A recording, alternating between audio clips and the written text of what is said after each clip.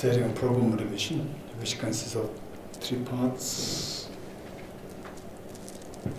refuge field, what to visualize and how to visualize. Visualize Buddha Shakyamuni, His Holiness the Dalai Lama, and all the Buddhas and Bodhisattvas in front of you. And how you visualize them. They are like your very affectionate parents, and you come home demoralized from your school, and your parents are waiting there with full love, affection, attention and embrace.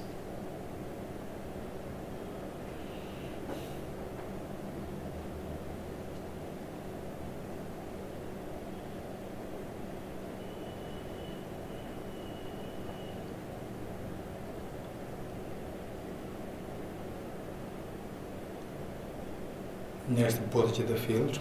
Visualize your 2 grandparents on the 2 sides, and all the family members around you, and all Tiamara sentient beings, leaving them aside. Here you are the mother, and all others are like your children. And imagine they come home demoralized, and you are there to give full love, affection, attention and embrace, to the extent that each one of them feels themselves as so special in your eyes.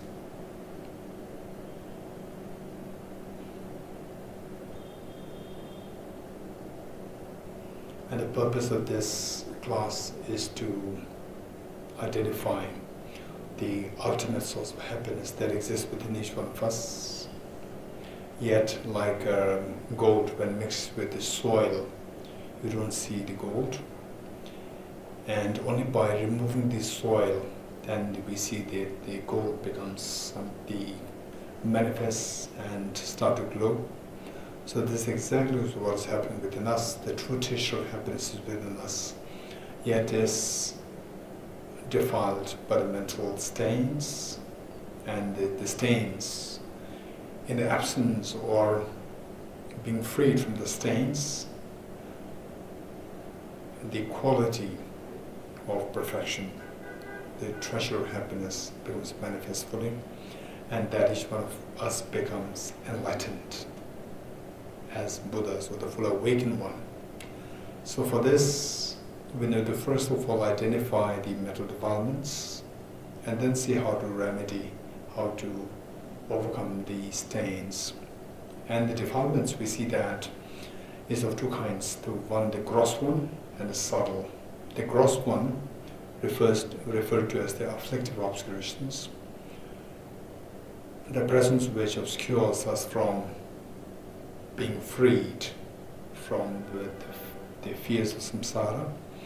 And the subtle one, also referred as the cognitive obscurations, responsible for stopping us from achieving total enlightenment. And the gross affliction, the gross stains are of 3 kinds: Gautamic karmas, afflictions, and active seeds, which all 3 are rooted to the self-grasping ignorance. And so to eradicate the gross ones, we need to resort to ways and means to eradicate the self-grasping ignorance. For this we see that is the wisdom of emptiness, but must be complemented by the driving force, the renunciation, the desire to be freed from the fears of samsara. Then on the other hand, we have the subtle, the stains, to be eradicated by the same wisdom of emptiness, but this time the driving force should be much more powerful. On top of the renunciation, there must be the bodhicitta. So finally we see that it is the renunciation, bodhicitta, and the wisdom of emptiness that we can expect to unravel the hidden treasure that exists within each one of us. So with this in mind, and imagine that all the family members, including your parents and all sentient beings, they join you, and you are leading this in this recitation. Let's turn to page 2 of the prayer book. Page 2.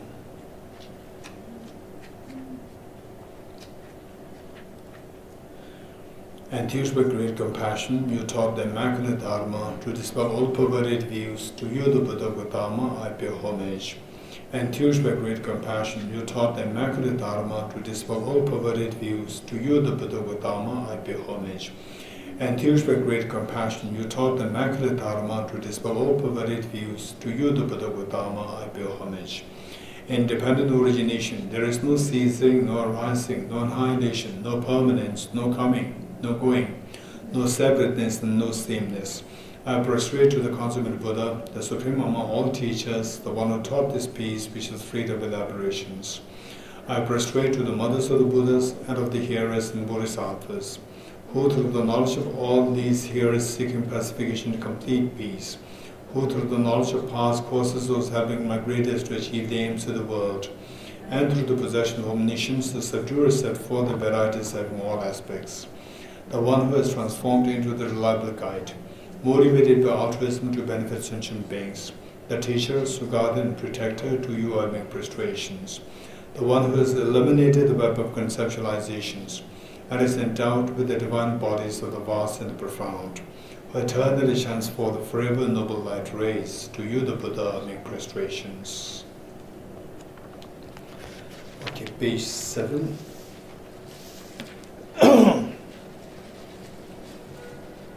From the bottom. I go for refuge until I'm enlightened to the Buddha, the Dharma, the Sangha. By my accumulations of the practice of giving and so forth, may I become a Buddha to benefit all sentient beings. I go for refuge until I'm enlightened to the Buddha, the Dharma, the Sangha. By my accumulations of the practice of giving and so forth, may I become a Buddha to benefit all sentient beings. Sangye chuda soge chunam la chanju pardu dane gyalso che dage jin soge be sonam ge tola benjire sangye tu barai shu sangye chuda soge chunam chanju pardu dane gyalso che dage jin soge be sonam ge tola benjire sangye tu barai shu Sangye chodan soge chonam la chanju bardo dane gyapso che dage jinso kebe chonam dola penjire sangye rubare sho. All phenomena arise from causes. The causes are taught by the Tathagata. The cessation of the causes as well as taught by the great seer. Om ye dharma hetu prabhavam hetum deshan tathagato yavatat desham chayo nirodham evam vati mahashramanaye swaha. Om ye dharma hetu prabhavam hetum deshan tathagato yavatat desham chayo nirodham evam vati mahashramanaye swaha. Om ye dharma hetu prabhavam hetum deshan tathagato yavatat desham chayo nirodham evam vati mahashramanaye swaha. Okay, let's turn to page 10. Praise to Shakyamuni Buddha. As we recite the praise to Shakyamuni Buddha, they are the qualities mentioned there, qualities of the Buddha mentioned there, and see if we have some of these qualities within us. If we do have, rejoice in the qualities that we have, and then see how to nurture them further.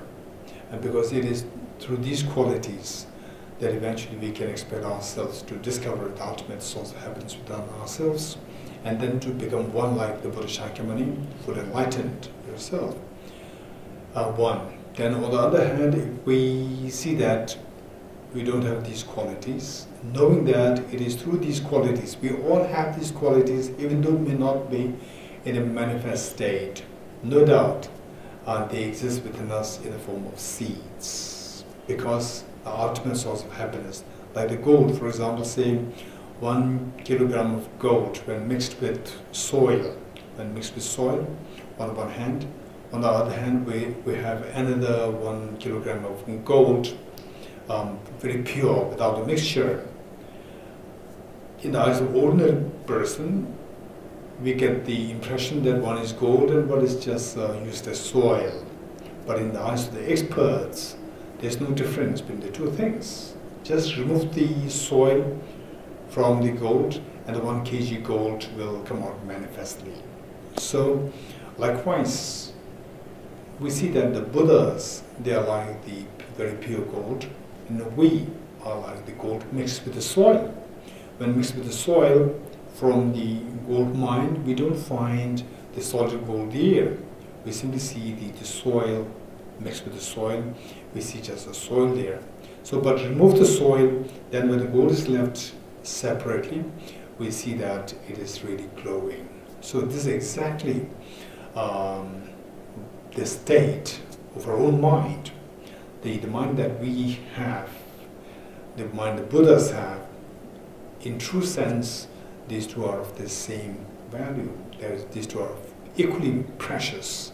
Only thing is that what we have is mixed with the soil of the mental defilements, and whereas what the Buddha has, it is free from the soil of the mental defilements. So our job, first of all, we would identify that we have the seed, we have the seeds of all the good qualities the Buddhas have. So as we read the qualities of Buddha Shakyamuni, even if we think that we don't have these qualities within us, no doubt we have the seeds of these qualities. So on that basis, see how much we can cultivate these qualities. Once cultivated, see how to nurture them further, and eventually enrich yourself with the total enlightenment. Okay, with that in mind, let's turn to page 10. To the founder, the endowed transcendent destroyer, the one gone beyond, full destroyer, the completely perfected, full awakened being, perfect in knowledge and in good conduct, Sugata, knower of the world, supreme guide of human beings to be tamed, teacher of gods and human beings, to you, the completely and fully awakened one, the endowed transcendent destroyer, the glorious conqueror, the subduer from the Shakya clan, I prostrate, make offerings, and go for refuge. When, O supreme amongst humans, you were born on this earth, you paid out 7 strides, then said, I am supreme in this world. To you who were wise then I prostrate. With pure bodies, formed supremely pure, wisdom ocean like a golden mountain, fame that blazes in the 3 worlds, winner of the best, Lord, to you I prostrate. With the supreme science, face like a spotless moon, color like gold, to you I prostrate. Touch me like you, the 3 worlds are not, incomparable wise one, to you I prostrate. The Savior having great compassion, the Founder having all understanding, the field of merit with qualities like a vast ocean, to you the one gone to dustness I prostrate. The purity that frees one from attachment, the virtue that frees one from the lower realms, the one path, the sublime pure reality, to the Dhamma that pacifies I prostrate. Those who are devoted to the moral precepts, to you the sublime community intending virtue I prostrate. Do not commit any non-virtuous actions, perform only perfect virtuous actions, subdue mind thoroughly, this is the teaching of the Buddha. A star, a visual aberration, a flame of lamp, an illusion, a drop of dew, or a bubble, a dream, a flash of lightning, a cloud, see conditioned things as such. Through this marriage may sentient beings attain the rank of all-seeing, subdue the 4 faults, and be delivered from samsara's ocean, perturbed by the waves of aging, sickness, and death. Okay, let's read page 17, the Heart Sutra mantra, at the end Heart Sutra mantra. So this mantra is so precious, and at times when we go through difficulties, at times we go through very challenging times, when we meet with obstacles, back to back, and say the tragedies befallen us, befallen your near and dear ones. So these are all the indications of the obstacles that we encounter with. So now the point is, obstacles, however severe they can be eradicated, they can be remedied. So the question is how to remedy the obstacles, knowing that all obstacles, somehow they are attracted by the contaminated karmas, and the karmas are contaminated, they are attracted by the afflictions, and the afflictions finally are attracted by the self-grasping ignorance. So finally we see that all our problems, whether something attracted visibly, say coming from outside or from inside, we see that all somehow they are rooted to the self-grasping ignorance. And the Heart Sutra mantra here, Tiyadham, Gade Gade Paragade Parasamade Bodhisattva, this is so precious, while all the miseries are attracted by the self-grasping ignorance, and the quintessential, what is being presented here in this mantra is the wisdom of emptiness. The quintessence of what is being presented here is the wisdom of emptiness. So wisdom of emptiness is the final remedy to overcome this self-grasping ignorance. Okay, so now as we recite this, as I mentioned earlier, should we come across challenges, tragedies and so forth, whether be it yourself, be it on someone else, your relatives, your friends, people around, so forth, and then you can recite it. You can recite it to activate the seat of wisdom of emptiness, so that the opposing force, which is the self-grasping ignorance, so that is subdued, and automatically all the offshoots of the self-grasping ignorance will automatically come to be undermined. So this is very precious, and that way all the obstacles will come to halt, will come to be mitigated. So this has a tremendous benefit. And on top of that, we see that the same mantra was being recited by so many of the enlightened beings for all these many thousand years, and because of which there's a power due to the accumulation of the mantra by the high beings. So when we recite it, it becomes like so although we recite it once, but because that this is a part of the massive ocean of the mantras recited by the enlightened beings, so this bears a special power in benefiting ourselves, your near and dear ones, and so forth. So with that in mind, let's recite this mantra. A literal meaning is Dhyatha. Dhyatha means here is thus, here is thus. Gate, gate means go, go. Paragate is go beyond. Parasangate, go utterly beyond. Bodhisattva, establish your enlightenment. So what it is saying is go, go, go beyond, go utterly beyond, and establish your enlightenment. So there, when it says go, go has a connotation of undertaking a journey. So it is not an external journey, it is an internal journey, journey of the mind, journey of the very basic miserable state towards the ultimate happiness, where misery is unheard of in this journey. So to undertake this journey, there's a mention of the 5 steps, Gate, Gate, Paragate, Parasamgate, Bodhisattva, 5 steps are mentioned there. So these 5 steps, they symbolize the 5 paths to achieve enlightenment, part of accumulation, part of preparation, part of seeing, part of meditation, and part of normal learning. So these 5 paths. So it is on the basis of these 5 paths that, see, these 5 paths are not really an external path, it is a mental, there are 5 steps, there are 5 stages, there are 5 phases through which we undergo in the process of cleansing our mind of the defilements, and eventually that the goal inside becomes totally free, glowing, blazing with light, and all the defilements removed. That way, no external factors can affect you anymore. So, no external factors should be creating of fear in us. No external factors no external factors are in a position to make us sad, make us agitated, make us depressed, and so forth. In other words, all external factors will have no role to play once you achieve this state of Bodhiswaha. Okay, so this is incredibly a very concise mantra, but full of the meanings, very precious meanings. So it's a great opportunity for us reciting this mantra, to get the opportunity to recite this mantra. Imagine that your parents and all sentient beings are joining us in this recitation.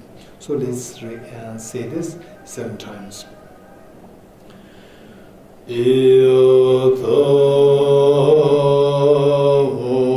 Gati Gati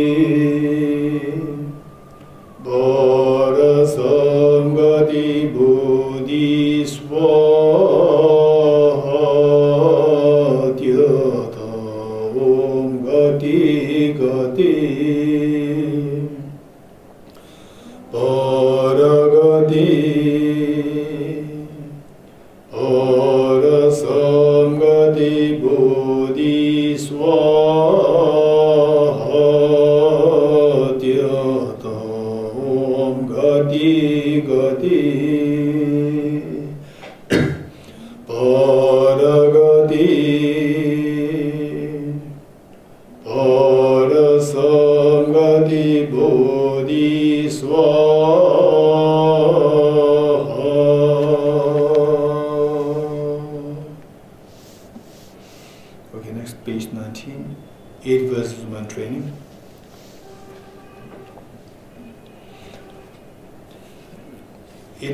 training.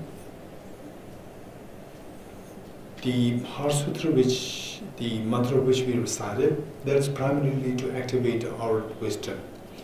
And say the perfect person, or a good person, or a happy person should be the combination of 2 elements. One is the intelligence, the knowledge, and the other one is the compassion, the good heart. So good heart combined with the good, say the mind, combined together, makes the person a perfect person, a happy person, and a very meaningful person, very beneficial person. So we see that somebody having these 2 qualities within, this is the meaning of one's life. Oftentimes people ask the question, I say, what's the meaning of life? So anybody who is able to have these 2 qualities on this basis, on the basis of which one is able to lead a very happy life. That is the meaning of one's life.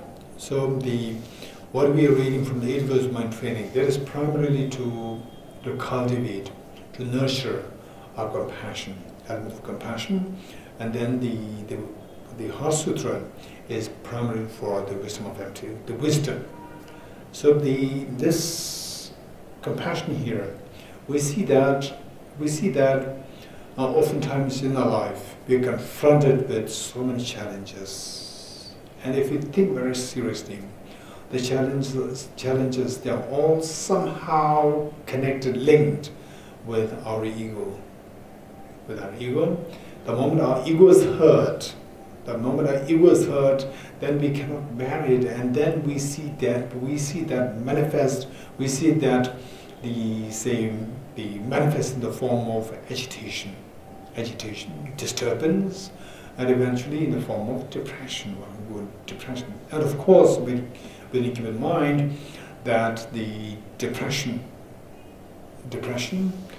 can be of several reasons. One which is purely mentally created. When one's ego is hurt, a stronger the ego, then more easy it is to be hurt. And then when the ego is hurt, and then when it goes badly, then it turns into depression. This one thing.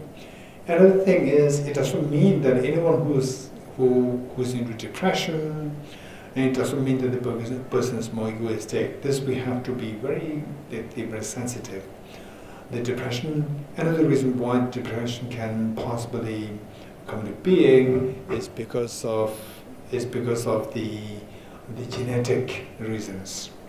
Genetic reasons that the somebody who inherited the genes,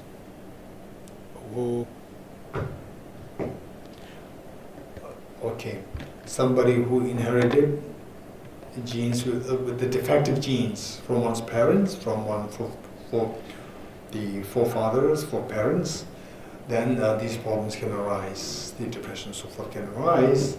But deep inside, finally, the thing is that the genetic factors there, then the neurons, the factor of the neural circuits is there, the factor of the thought processes are there, all three combined together.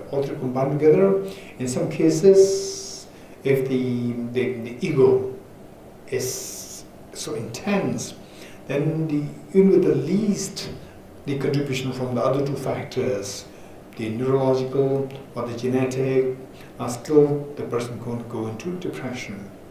And likewise, somebody who has a very severe genetic disorder, then even though the killing process may not be as bad, may not be as, say, egoistic, still the person can easily fall into depression. So there are various factors. Simply because somebody is into depression, we can't outrightly say that the person is egoistic. Okay, so the point is that if we do not have the ego problem, if the ego is subdued altogether, then if the ego is subdued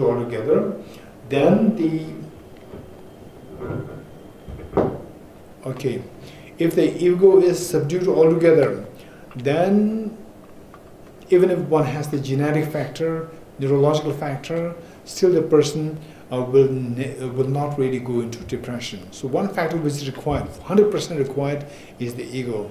And it doesn't mean that anybody who has fallen into depression should have ego. Yes, ego is something which is common, which underlies almost everyone, except for the highly enlightened beings. Otherwise, for ordinary people like us, everybody has ego to some extent or the other, right? To some degree or the other. One. And but what I'm saying is that even if you have inherited defective genes or defective neurological disorder and so forth, but if the ego is subdued fully, then depression will come to an end. Okay, this is what we can say. Now we see that the love and affection versus feeling of anger. With the feeling of anger, we see that a person is not happy. With the feeling of love and affection, the person is so pleasant, the person feels so comfortable, at peace. Okay, so there, now, the feeling of love and affection, as I said earlier, there are two components for somebody to be happy and complete. One is the wisdom, intelligence, and the other one is the compassion. So for the compassion, we see that how the mind works. How the mind works is that compassion, when does compassion disappear? When does it disappear directly? The compassion disappears directly when the counterforce, which is anger, arises. And the anger, in most cases, is the result of the ego. Right? It's the result of the ego. So the 8 verse mind training here is a very skillful means to nurture compassion by counteracting the negative force, the anger and the ego. Okay, so here there's a mention, oftentimes you see the mention of as though undermining oneself, but this should not be the connotation. The connotation is to subdue our ego. Subdue ego, not subdue the self. The self is so important. Don't forget this. The self is so important. Don't never have a feeling of self-hate. Self is very important. What is to be blamed for? What is to be blamed for is the ego. Ego within us. And that is to be blamed for all our problems, not the self. When the ego is subdued, this self becomes so good, and this self will cultivate compassion. This self will be there to reach out to help all other beings. So the self is so precious. What is so harmful, for sure, is the ego. So the ego is mind training. It is meant to curb the ego. It is meant to undermine the ego and to boost our self-confidence. Self-confidence is so important. If you have a self-hate, where's the room for self-confidence? Without the self-confidence, how can you expect to be a happy person? So therefore, self-confidence is so important while not mixing the self-confidence with the ego. Oftentimes people mix the two things up, self-confidence and the ego. So the 8 verse mind training is to subdue the self-confidence and boost it is to subdue the ego and to boost our self-confidence. So this is what we need to keep in mind as we read the 8 verse mind training. Okay, so it's on page 19, 8 verse mind training. With the determination to achieve the highest aim, for the benefit of all sentient beings, which surpasses even the wish-fulfilling gem, may I hold them dear at all times. Whenever I interact with someone, may I view myself as the lowest among us all, and from the very depths of my heart, respectfully hold others as superior. In all my deeds, may I probe into my mind, and as soon as mental and emotional afflictions arise, as they endanger myself and others, may I strongly confront them and avert them. When I see beings of unpleasant character, oppressed by strong negativity and suffering, may I hold them dear, for they are rare to find, as if I have discovered a jewel treasure. When others out of jealousy treat me wrongly with abuse, slander and scorn, may I take upon myself the defeat and offer to others the victory. When someone whom I have helped or in whom I have placed great hopes mistreats me in extremely hurtful ways, may I regard him still as my precious teacher.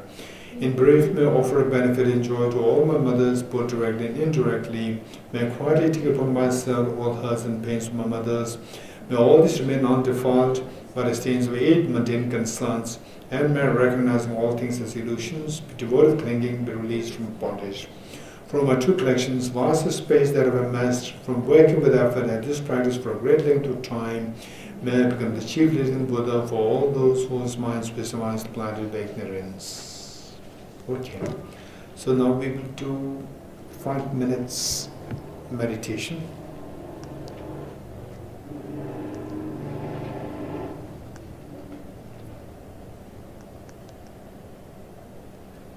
Okay. Oops. Okay, 5 minutes meditation.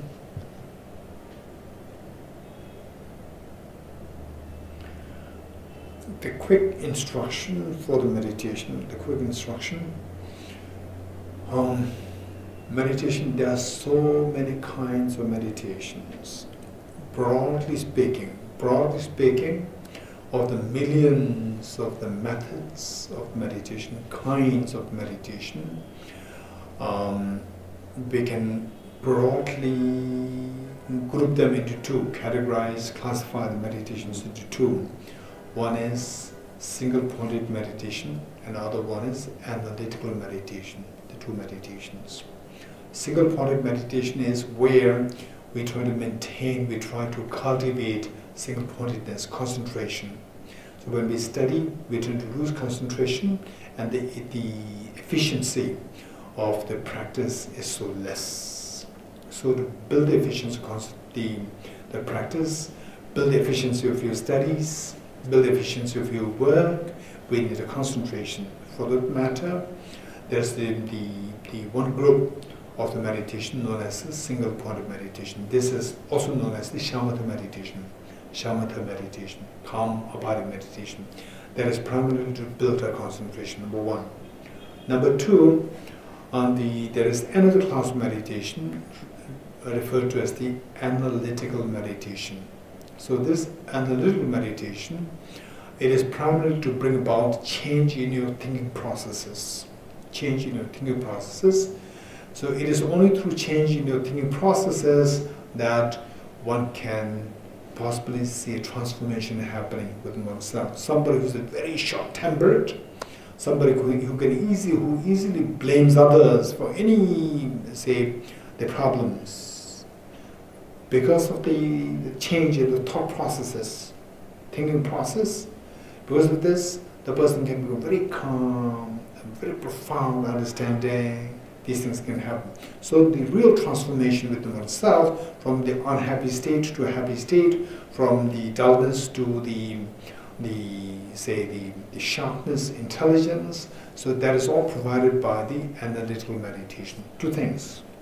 Now, what we're doing now for this 5 minutes, this is primarily the single-pointed meditation, and the class which we're going to do, that is for the analytical meditation. And to precisely how should we do the analytical meditation, this is something which we have to, of course, we have to, all these learnings, all these classes will help us, but we have to formulate what we've learned into the steps to go for analytical meditation. Okay, so what we're going to do here is a single-pointed meditation. Single-pointed meditation of the numerous ways, the varieties of the single-pointed meditation. What we're going to do is breathing meditation. Breathing meditation, which is one of them. And within breathing meditation, again, there are innumerable kinds. What we're going to do is something which is simple, at the same time very effective if you can do it on a daily basis. And for sure some of you have been into, say, the Vipassana practice, which is the traditional Vipassana practice, which is so good. If you're doing this, then that will suffice for single-pointed meditation. That will suffice. You just carry on with this. And whereas those of you who have no exposure to any meditation, I'd like to give a very quick intro of this single-pointed meditation. So there, we need to keep in mind 4 points. One is the body posture. Number 2 is the focal point. What we're going to meditate on. Number 2, focal point. Then number 2 is identifying the errors of meditation. What could be the potential errors, the mistakes in a meditation. Number 3. Then number 4 is applying the remedies to overcome the errors. When the errors do happen, then what should you do? How to overcome the errors? So for the 4 points. Also for the first one, the body posture. Body posture, if you are keen to do a regular practice, then learn how to sit cross-legged. Cross-legged, the Padmasana, the cross-legged position, where your left foot should be on your right thigh, and the right foot should be on your left thigh. So this, if you can do, this has a great benefit for your meditation, to maintain your mind so alert and fresh all along the meditation. Okay, and you can see the difference. If you don't do this, you see that the tendency of your mind to become lax or the mind to become heavy is greater. 1. Then number 2 is and if you cannot do it, if you cannot do this, you can practice it, you can train it. You just do it once, and then as it starts to pain, release the two feet, and then as soon as the pain is gone, again bring it back. Again pain comes, again you release it. So this is how we slowly learn, and then at one point you're going to sit cross-legged for like 2-3 hours very easily, no problem. Okay, this is a matter of practice. Number 2, what is so important is backbone upright. This is so important. Backbone should be upright. Okay, oftentimes people have the tendency to sit with like a hunchback. With a hunchback, this is a very bad habit of sitting. So, always learn how to sit upright. In case if you feel back pain, then still keep it upright, but you can lean against a wall. You can lean against a wall. You can lean against a wall. Okay, but for practice, for meditation, try to the best you can not to lean against any support. Right? Keep the body upright. While you keep your body upright, it should be flexible. It should not be rigid. This is so important. Then your head tilted forward a little bit, but it's not so much as mandatory. Keep it tilted forward a little bit initially. Then later on, as you become expert in meditation, then it should not matter as much. Okay. Then your eyes, that is very important. Eyes not close, not close, not close. And somebody who's expert in meditation, later on, at a later stage, then there are very unique meditations where you are to keep your eyes closed. Not only keep your eyes closed, everything dark. There are such meditations, right? But as beginners, we are always to learn with eyes open. And to do meditation with eyes open is much more difficult than to do meditation with eyes closed. And there's a tremendous benefit with eyes open. With eyes closed, there's a danger. There's a danger. But if there are some of you who are already into the meditation with eyes closed for the last like more than 2 years, and if you're okay, it's fine. But if you're a beginner, always learn with eyes open. Once you learn the meditation with eyes open, then from the eyes open to eyes closed, if you switch, is very easy. But to switch from eyes closed to eyes open is very difficult, right? So therefore, learn the more challenging one. Okay, so this eyes half open, 45 degrees cast down. And then the tip of the tongue should touch the upper palate. The tip of the tongue should touch the upper palate to avoid excessive accumulation of saliva in your mouth. And breathe naturally. Don't impose in your breath. Don't control your breath. Don't force your breath. Right? Breathe naturally. And the teeth and the lips, keep them in their natural course. Whether closed, whether open, up to the individual, depending on your own experience. In some cases, for example, in my case, oftentimes I keep the mouth closed for the reason that unintentionally in the meditation, then there's a tendency for you to breathe through your mouth. As you breathe through your mouth, then it's very funny. At the bottom, saliva gets accumulated, and at the top it becomes dry. So it's very disturbing to meditation, right? So anyway, there's no hard and fast rule. The text says that keep the lips and the teeth in their natural course. Okay, so depending on your own personal experience, you can either keep it close or in the natural course, whatever you like. And then your right hand on the left hand,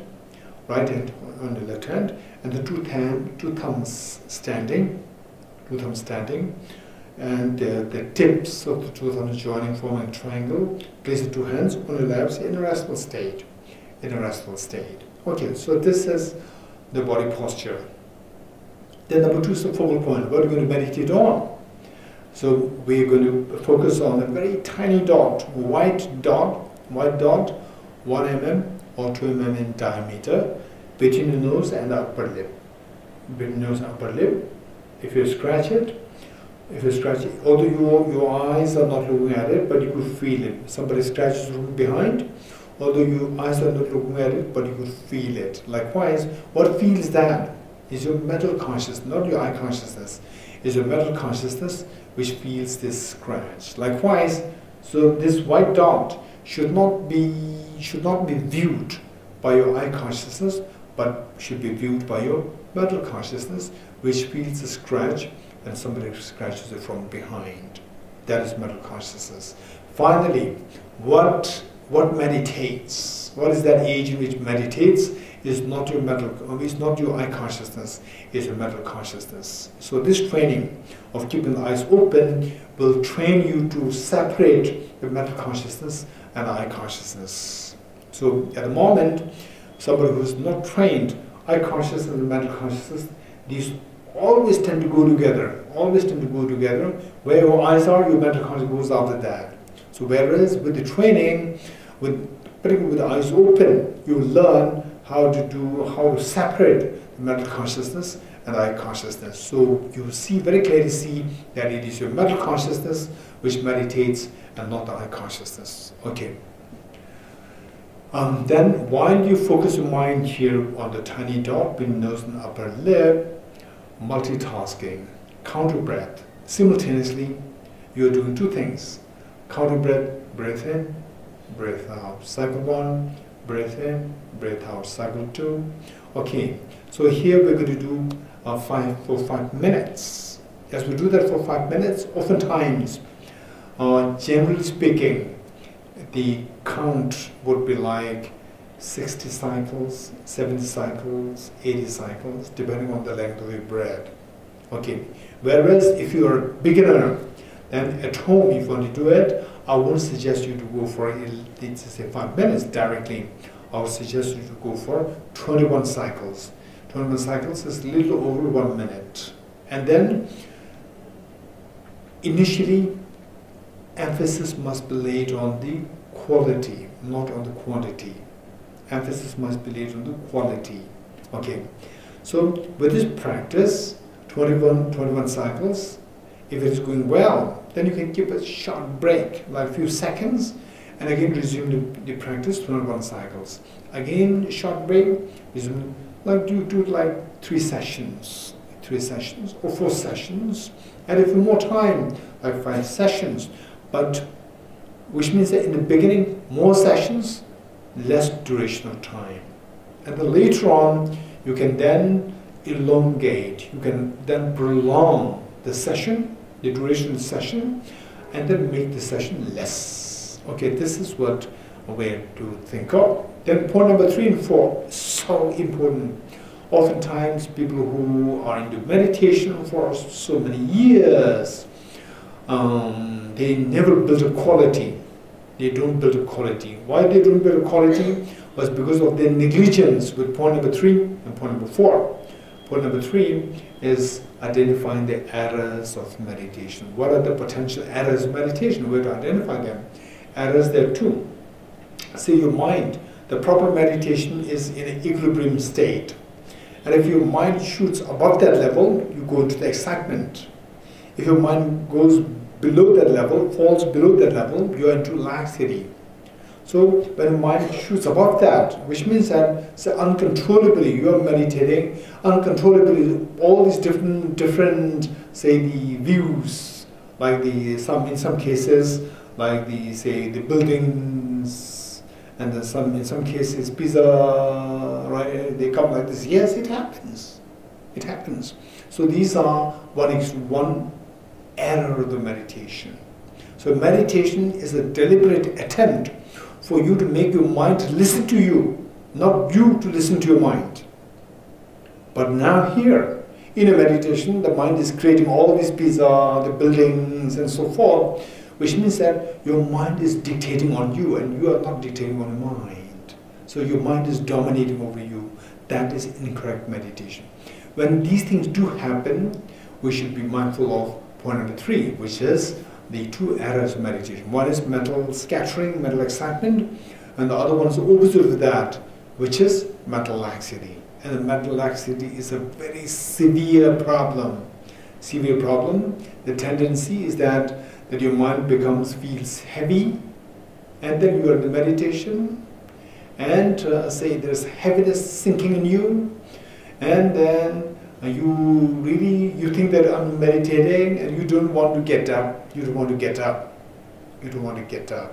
It's very pleasant feeling. Heaviness is there. Pleasant feeling. It's very, very destructive. It's not at all a healthy meditation. Meditation must be so fresh and alert. It should not be heavy. It should not be lethargic. When the lethargy sinks in, we must somehow stop that and improve it. Okay, so with this in mind, these are two errors: mental laxity and mental excitement or mental scattering. Now, point number 4 is, should these two things happen, what should we do? You should apply the remedies. Don't panic when these two things happen. The job is to go for number 4. Number 4 is applying the remedies. What are the remedies? 2 remedies: introspection and mindfulness. What is introspection? What is mindfulness? Imagine your pet dog, which is analogous to your mind, meditative mind. Your pet dog, you lose your pet dog, what will you do? First job is to go in search of the pet dog. So you have lost your mind. Your mind is not on the focal point. It is already scattered, or it's already skipping something doing. Now what should we do? Like searching for the dog, you should apply the introspection. Introspection is going in search of the mind to see what your mind is doing, where is it? So once you find your pet dog, the job of the introspection is done. Next is the job of the mindfulness. Job of the mindfulness. Next is the job of the rope. Tie the dog with the rope and bring it home and tie it to the pillar. Likewise, once you find that your mind is distracted or in a relaxed state, the job of the introspection is done. Next is the job of the rope-like mindfulness. What should we do? We bring the mind back with the help of the mindfulness, bring the mind back to the pillar, like the focal point, intended object of the meditation, which is the focal point with nose and upper lip. Okay, so these are the 2 things that we need to apply as we tend to go into laxity and excitement. Okay, 5 minutes. In group, 5 minutes is good, it's fine. When you're by yourself, as beginners, 5 minutes is pretty long. It's a long time. Then you will not have the quality. For the meditation, emphasize on the quality. Quality, don't emphasize on the quantity. And then for the individual meditations, there are different instructions. Okay, this is very general instructions that I've given you. Okay, 5 minutes, ready?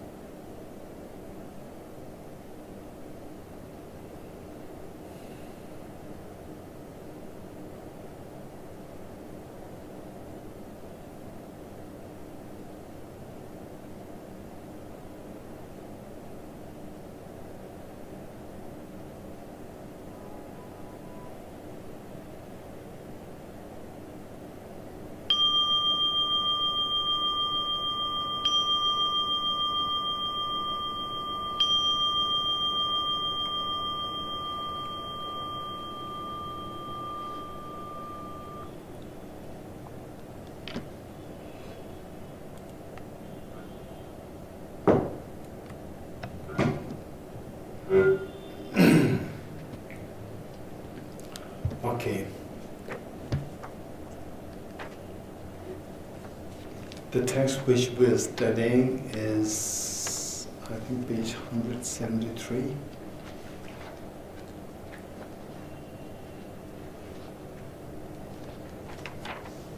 Or 178, I think. Yes, 178, page 178. So the basic introduction of this text, we already did the last session, I think maybe 2 or 3 months ago. Yeah, okay. So the point, this text, again, for a quick review of the intro, they solve the stages of path enlightenment. Stages of the path enlightenment in Tibetan is lam rim. Lam rim. Lam is the path, rim is the stages. As we said, as we recited the Harsuddha mantra, Dhyata Om Gate Gate Paragate Parasamgate Bodhiswaha. We see the mention of these stages. We see these stages there, Gate, Gate, Paragate, like the steps going to enlightenment. So, how that is presented today in the Heart Sutra, and what we're going to study here, there is no contradiction there, but these two are not identical either. These two are more complementary to each other. These two are complementary to each other. And what is said here is in the context of an individual person growing in the thinking pattern, or growing in or maturing in the thought processes. So initially, somebody who's not at all ambitious, who is saying, "Oh, I like to have a small hut. I like to have a small hut," and the person may be already say already in his 30s. So simply wanted to own a house, the hut for his or her house. Then the person is with other people who are more competent, who are more ambitious, who are thinking of wanting, oh, what is hard? So we must have a proper house, flat, like this. And then, because of this exposure, because of the more exposure, you come from a very remote village, you are very complacent, you are happy about just having a small hut. Then you come to a city, and people talk about owning the proper building, proper house, proper flat, and so forth. Then you talk, okay, why not? I also have a good, proper concrete house in my village, too. And then, same when you go with some other people, and then you see that, oh, this person's not as sharp, not as intelligent as I am, and still the person is thinking of owning a bungalow. You call it bungalow? Right? Bungalow. So why not me? Okay, then you become even more, say, more realistic, but this thought process kept growing, kept maturing. It was not from just wanting to own a hut and then wanting to bungalow. No, it went in the form of the stages. Okay, so likewise, same, this is known as the song of the stages of the path of enlightenment. Stages. Finally, we should think of, say, the two questions. All what we're doing, all our practice, we should think of to be working on the two basic premises. One is, always be kind towards yourself. Number one, always be kind towards yourself. Number one. The premise number two is, be wisely kind towards yourself. Be wisely kind towards yourself. So, how will you be kind towards yourself? By giving benefit to yourself. How to be wisely kind towards yourself? By giving the benefit in the most realistic way, in the most efficient way, right? In the most efficient way. So this is known as we should be wisely kind to ourselves. Okay, now with this, what is the wisest way? Wisest way to make ourselves happy. What is the wisest way to be kind to ourselves is by giving yourself the maximum happiness in the most efficient way. What is that maximum happiness? What do you mean by maximum happiness, right? Maximum happiness for the time being. For the time being, we may not necessarily get what exactly does it mean, but the means to get the maximum happiness is to say, as we said earlier, gati gati, paragati, parasamgati, boris. When a mixture of the gold with the soil or with the what do you call that? The mixture. When the mixture is depending on the amount of the mixture with the gold, then the value of the gold is considered accordingly. Less the mixture, more valuable, more expensive the gold is. Likewise, say the maximum benefit. Say a mind which has the gold, which is like a gold there, the true nature of the mind which is like a gold, but it's mixed with the material defilements. So the maximum happiness is with the least material defilement. Then the gold, your true nature becomes vibrant and the defilements are least. So the question is, what are the defilements? What are the defilements, right? So the defilements, it is of two kinds. One is say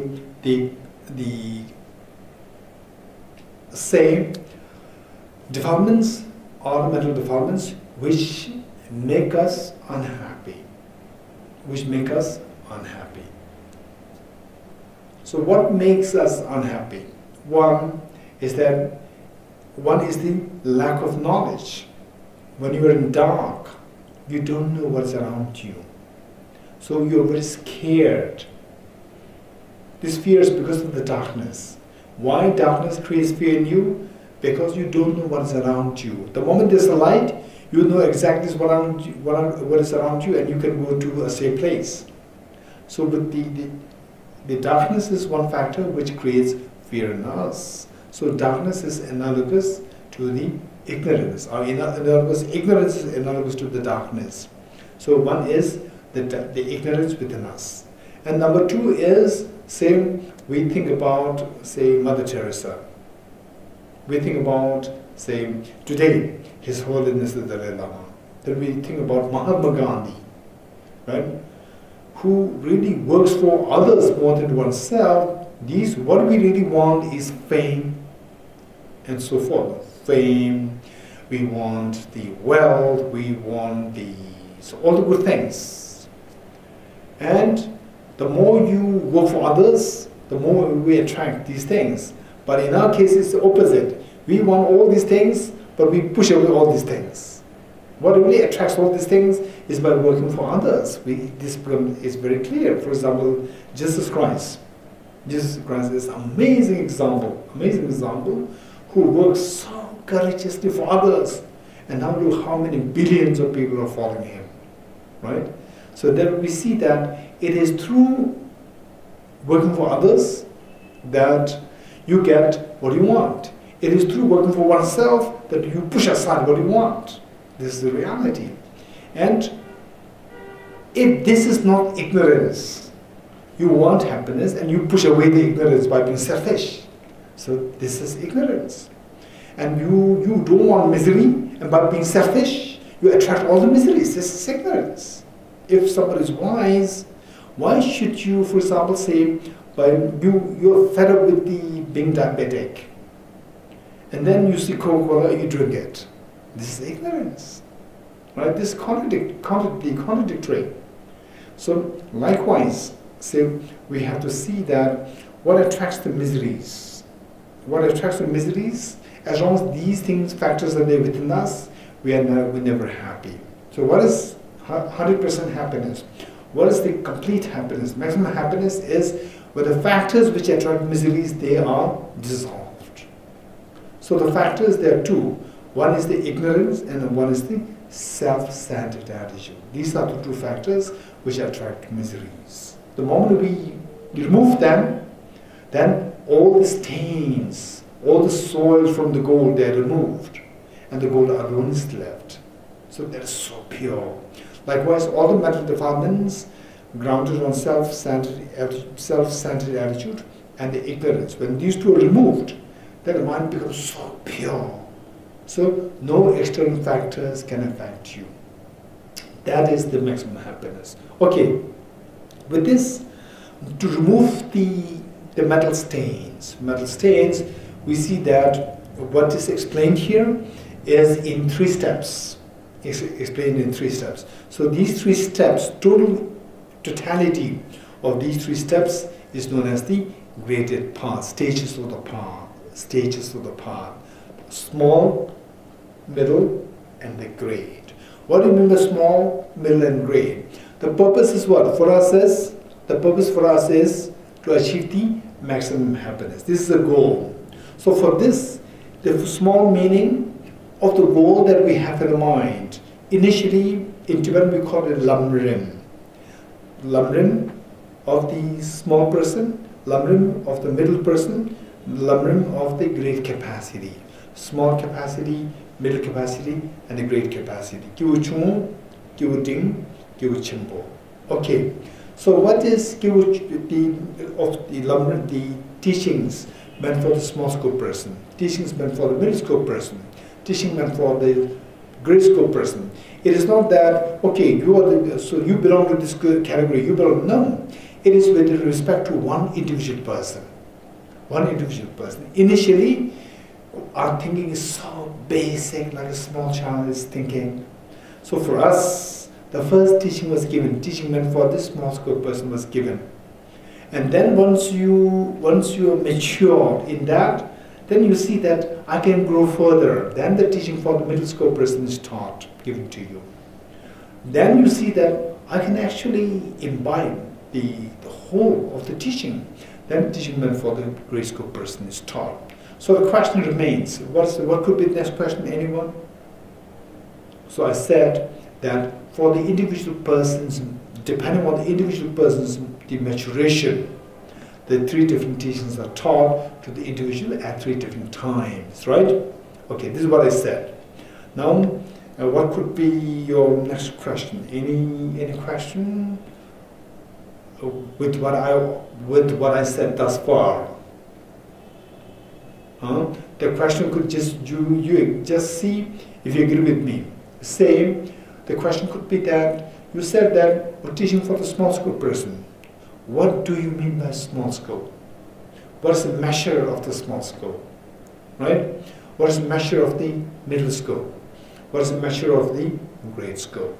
Okay, scope has a connotation of how much you can envision, what amount of happiness, what's the total happiness available within you? 100% happiness available. But the small scope, they may be ambitious. The ambition that they have may be just to get like 10% happiness. They would, oh, if I have 10% happiness, I'm happy, right? And then when you actually get the 10%, then you see more. Oh, I want, say, 25%.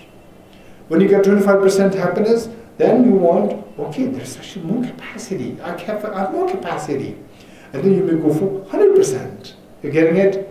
So it depends on the teachings for the small scope person, middle scope person, and the great scope person is on the basis of the aptitude of the person's capacity to think of the degree of the happiness that the person seeks. Okay, what exactly are these 3 things? The small, middle, and the great. Very interesting. Let's say,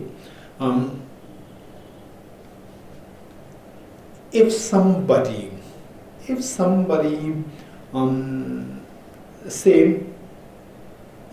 tells you that there is rebirth, right? Somebody tells you that there is birth, that you die, but it's not the end of you. You'll continue in your next life. And the next life, what you want to take birth, and we're not too sure, right? There are 6 realms: hungry ghost realm, no, hell realm, hungry ghost realm, animal realm, human realm, Devi realm, then the demigod realm, right? 6 realms are there. So where we're going to take birth, we never know. And the 3 lower realms, they are very scary to take birth there.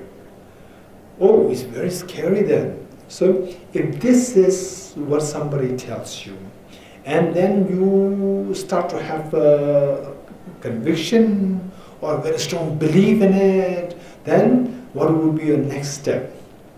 What would you do? Tell me. Huh? Okay, work for it so that you will ask, how can I guarantee that what should I do so that I will not take birth in the lower realms? What can I do so that I will make sure that I take birth in the happy realms? Right? Do you agree with me?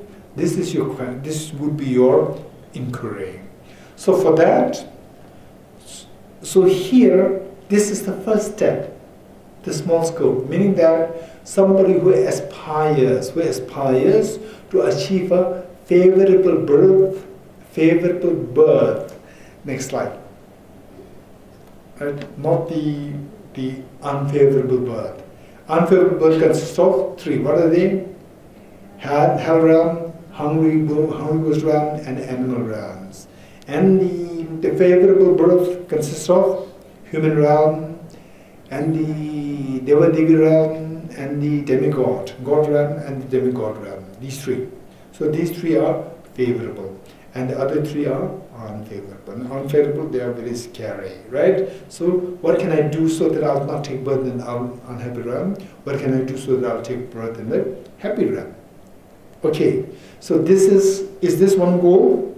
Yes, accordingly we can work, right? Accordingly we can work. So, yes, everybody wants to take birth in the happy realm, not in the unhappy realm.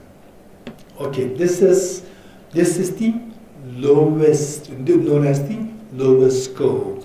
Lowest scope, and anybody for whom this is a main aspiration, all my efforts should be to achieve a favorable birth next time, to run away from the unfavorable birth next time. That person is known as the person of small scope person. You're getting it? Okay, now I'll tell you. Now we will go to what? The middle scope. Okay, how? Let me give an example. Say you are in the Tihar jail. Say, for some reasons, you are in the Tihar jail, right? You're in the Tihar jail, and then say suddenly the new president was appointed, and the new president says that okay, all those who are in the Tihar jail will get respite, will get a short break. Say 1 week holiday. You can all go home for 1 week, but after 1 week. Okay, for the Tihar jail, you are suffering terribly. In Delhi, in the Tihar jail, no AC, no cooler, right? Okay, so now, for 1 week, you can go home.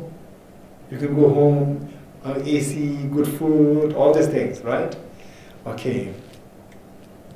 And 1 week will last for how many years? 1 week will last for how many years?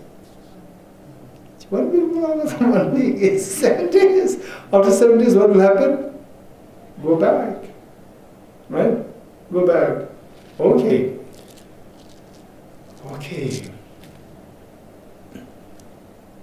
So now, did you enjoy or not? Did you enjoy? You enjoyed the 7 days?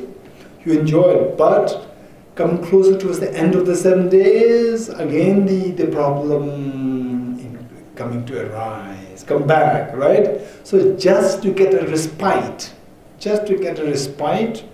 a temporary relief, it's not sufficient. You're getting it's not sufficient.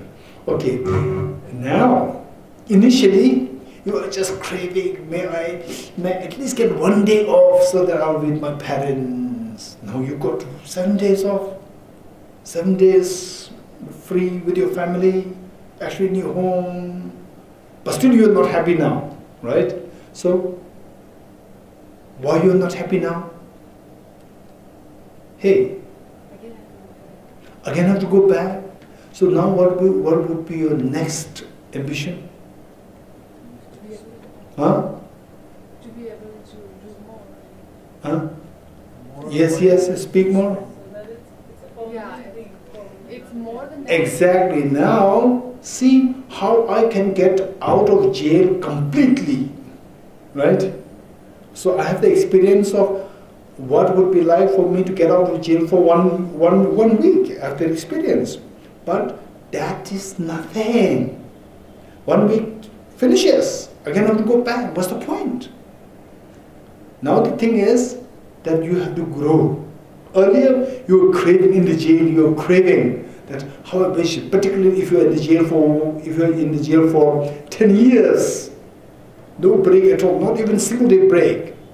Only 5 minutes meeting with your parents at the gate, and again go back. You crave for how I wish that I can be with my parents for whole, say, 1 day, and now you got 7 days, and still you're not happy now.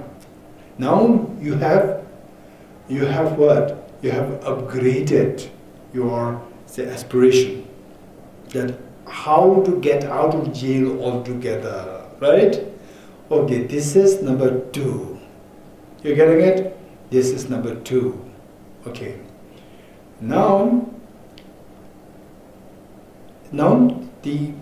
the next president comes, or let's say next president comes, and then he says that okay, all prisoners will be released for good.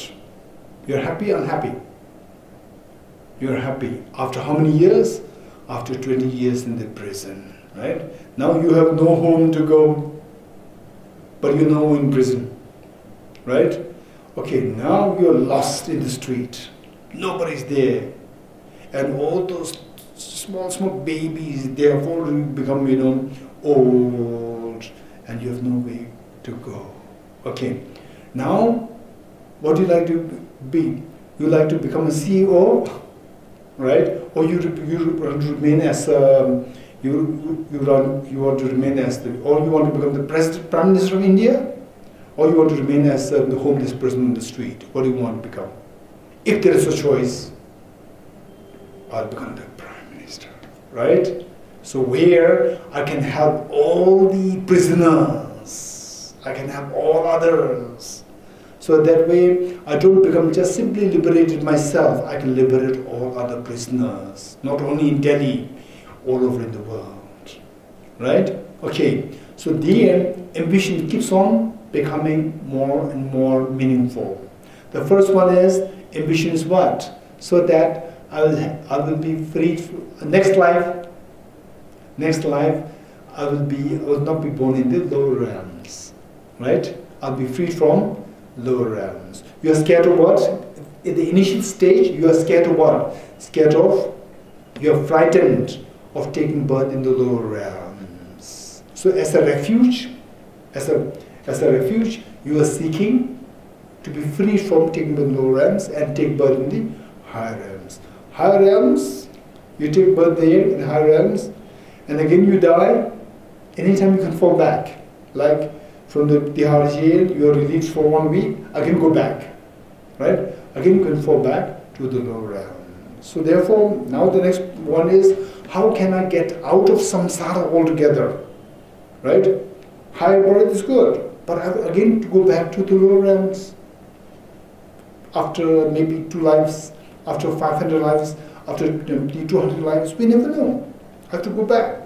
So how to make sure that I don't go back to the realms at all? Get out of samsara completely. Get out of jail completely, right?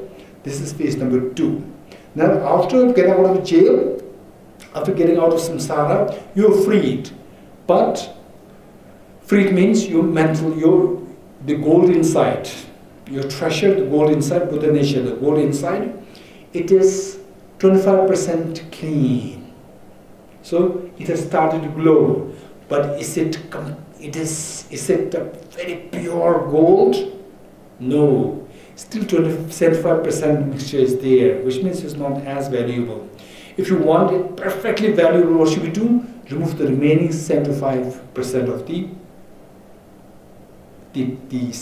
stain mixture, right? Remaining mixture should be removed. So now for this, you have to remove all the mental defilements. You anticipate that may I have the gold where it has no stain at all. So that gold without the stain is known as Buddhahood. So number 3 is Buddhahood. Number 1 is seeking favorable births next time. Number 2 is seeking nirvana, freedom from samsara. Number 3 is seeking total enlightenment, Buddhahood. You're getting it? There are 3 goals, right? There are 3 goals. So, in order, now look, this is how I present it to you. Initially, somebody is like a small child, right? Small child may anticipate, oh, how wish nowadays even the small children, they ask for 1,000 rupees easily. In the early days, 50 paisa, 20 paisa, that is. Okay, let's say today, small child, maybe age 5, 6, may ask for 50 rupees or 10 rupees. Or maybe dreaming of owning 100 rupees. And as the child becomes age, what's your age, 3 of you?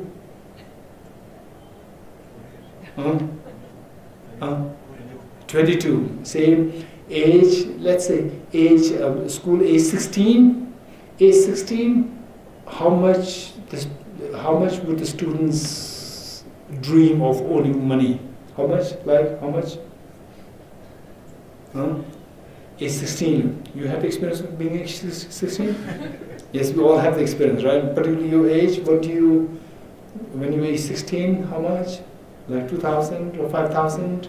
Maybe 10,000? 10,000 too much. Like 5,000, let's say. 5,000. You may dream of owning 5,000. And then you start working, 5,000 is nothing. Just for the rent, house rent, 5,000 is gone, right? So you dream of owning getting maybe 1 lakh per month, right? So your aspiration keeps growing.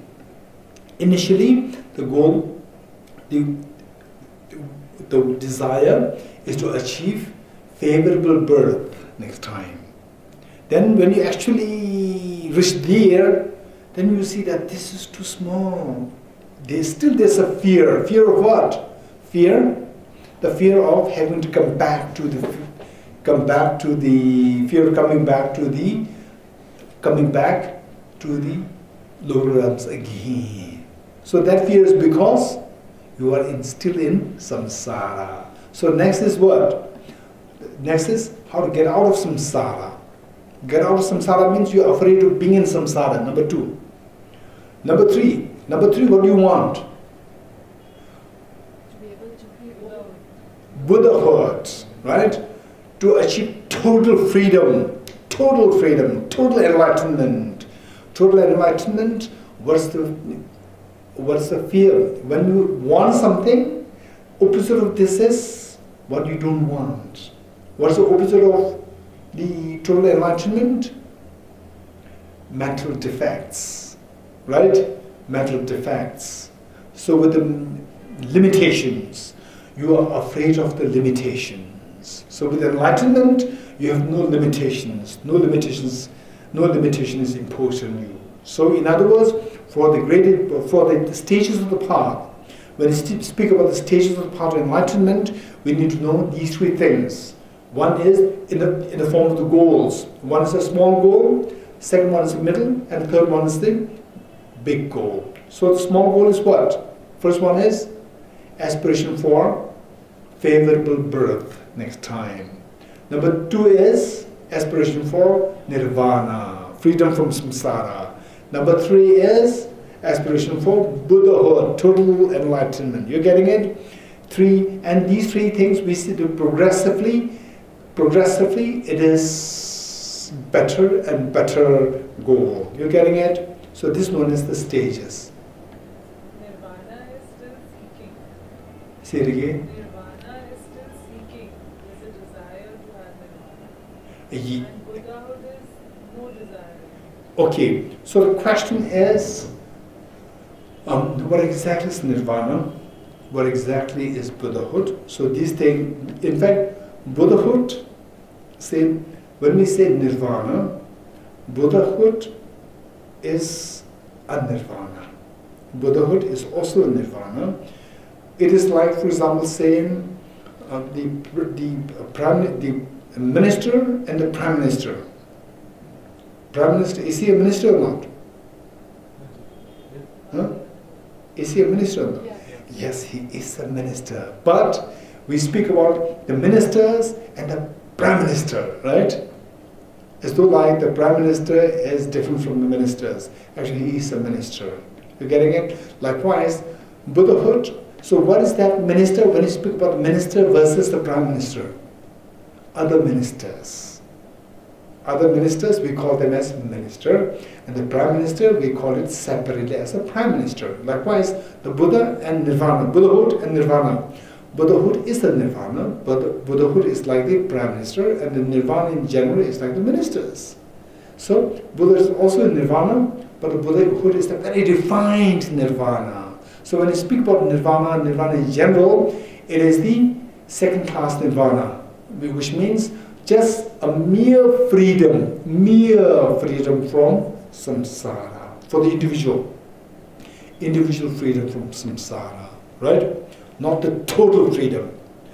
The total freedom, we say nirvana that we are speaking about is like 25% freedom. And the Buddhahood is like 100% freedom. So if you get 100% freedom, did you get 25% freedom? Of course. Right? 100% freedom is 25 plus 75. Both are there. Okay, so Buddhahood is also nirvana, but it's very specialized, very sophisticated, the full-fledged version of the nirvana. So when you speak about nirvana versus Buddhahood, nirvana means personal nirvana. Nirvana for individual nirvana. Okay, good. So now the next is, okay,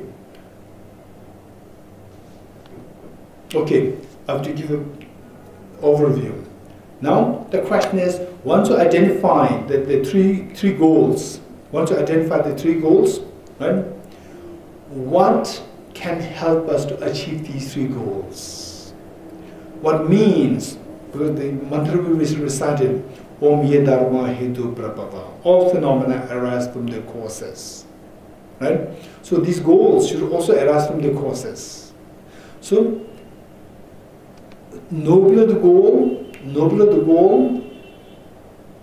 more difficult should be the causes to be cultivated, right? We should put more effort in the causes, nobler the goal.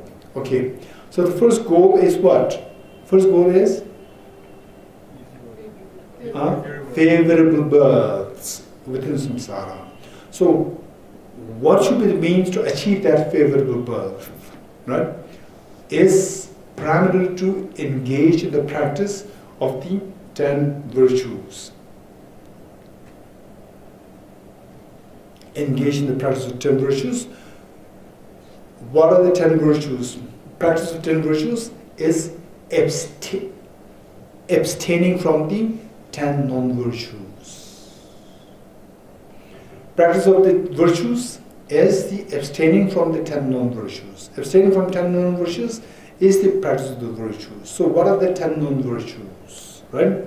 3 physical, 4 verbal, and 3 mental. 3 physical, 4 verbal, and 3 mental. What are the 3 physical? Killing, stealing, sexual misconduct. Right? Okay, just see how much we can refrain from these things. Just see, right? And by knowing these things, so therefore the knowledge of these things is so precious. By knowing these things, then we will know how to actually practice. Say, stealing, killing, and sexual misconduct, right? See if you are somehow engaged. You say, in the first place, if you have no clue that these acts are responsible for throwing me into lower realms, and lower realms is very scary, right? Say, National Geography, Animal Planet, you look at these, you see that it's just unbelievable. What if you take bird, like, these animals, hungry realms, the hungry ghosts and the helpings and so forth. So there, how to make sure that we don't take birth in these forms is by not engaging in the actions which can throw us there. What are the actions? 10 known virtuous actions. 3 physical. What are they? Stealing, killing, and sexual misconduct. Right? Okay. And the details of all these 10, we can get from, say, one from, so into more detail. If you really want to go into a specialized version, you can go into the Lama Tsongkhapa's, the great treatise on the stages of the path to enlightenment. The great treatise on the stages of the path to enlightenment. The great treatise. The great treatise on the stages of the path to enlightenment. And so what I would suggest is that, because this book in English there are 3 volumes. There are 3 volumes. The first volume. And these books, usually, the English version published in the West, they are quite expensive. So if you can become a member of Tibet House, then you can borrow books from Tibet House. Borrow all these books. They are all available from here. Okay, so in the volume 1, you can see the detailed explanation of all these things. And then for a more abridged version, you can read, say, the words of my perfect teacher. The words of my perfect teacher. Yeah? Okay. So the 3 physical, then the 4 verbal. 4 verbal. So these things, after identifying what these are, then see how much we can refrain from, these things to the best you can. At least have a sense of conscientiousness. Have a sense of conscience that I should not be doing these things because I don't want to take birth in lower realms. It's very scary. So, if I don't want to die because of the poison, I should not eat poison, right? I should not engage in these. So, the 3 physical, then 4 verbal. 4 verbal are the lying, telling lies. Lying. Number 2, slandering.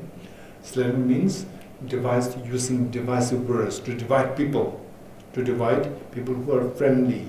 You say something and then split people. This is very dangerous. Very dangerous. Always try to make friends. Let people become friends. Let them come together rather than let them, be split. Let them become enemies. So this slandering is very, very heavy negativity. 1 is lying, telling lies. Number 2 is slandering. Then number 3 is harsh words. Harsh words. See how much we can refrain from using harsh words. Oftentimes, the victim of the harsh words is our parents.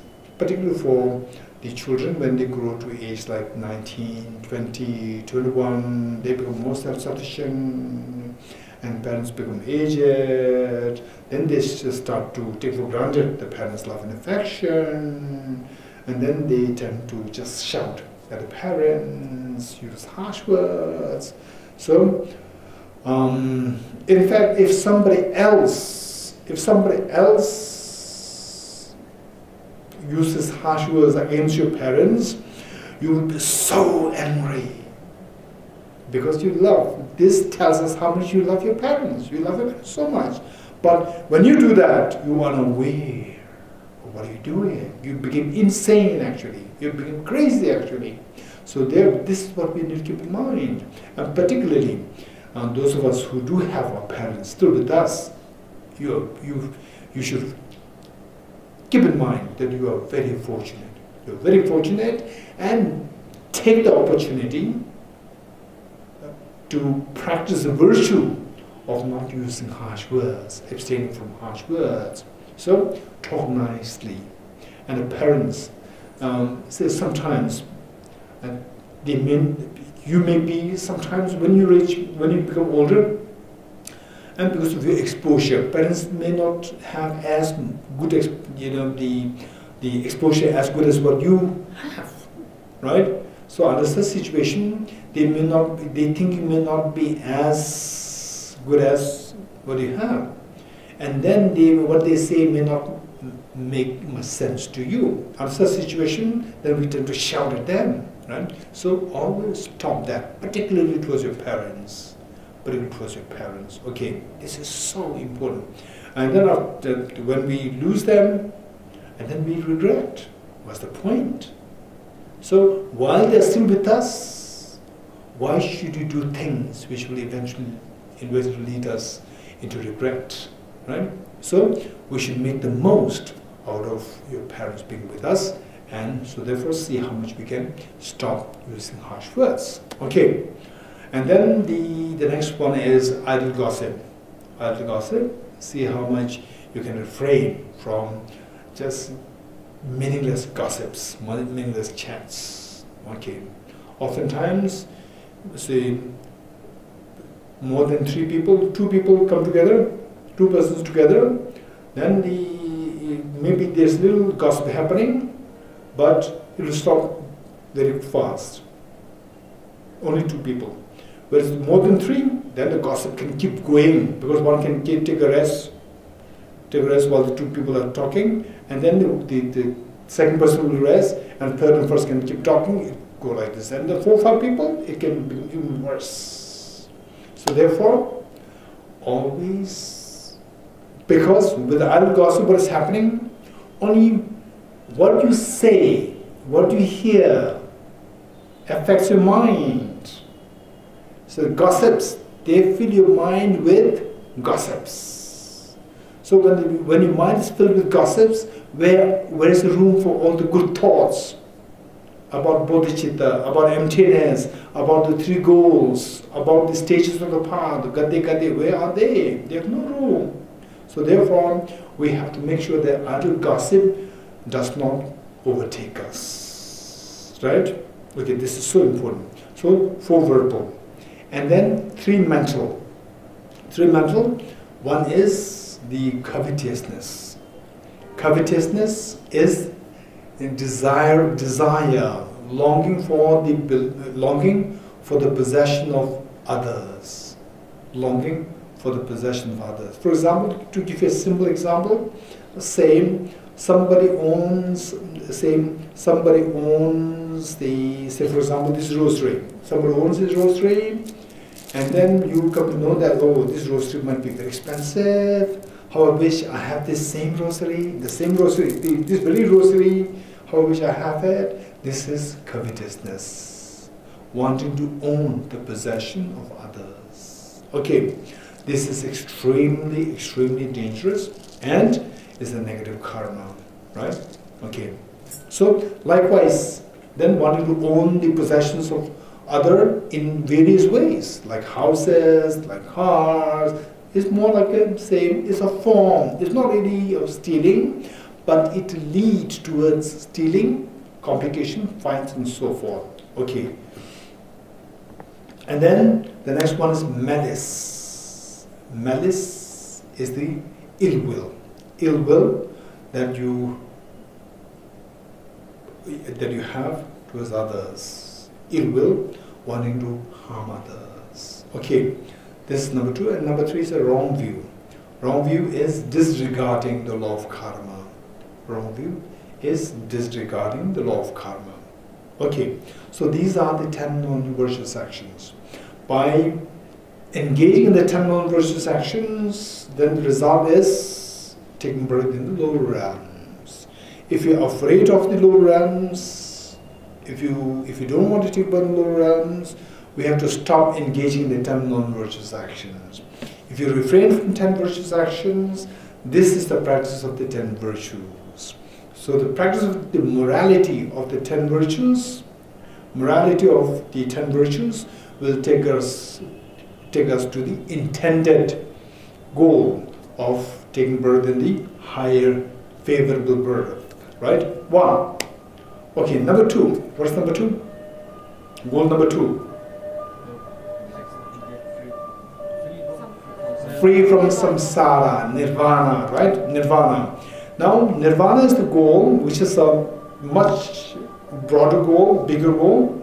For nirvana, what should we do? To achieve nirvana, to remain in the samsara is very dangerous. It's like, say, from the one prison, shifted to the next prison, to the next prison. There's no fun at all.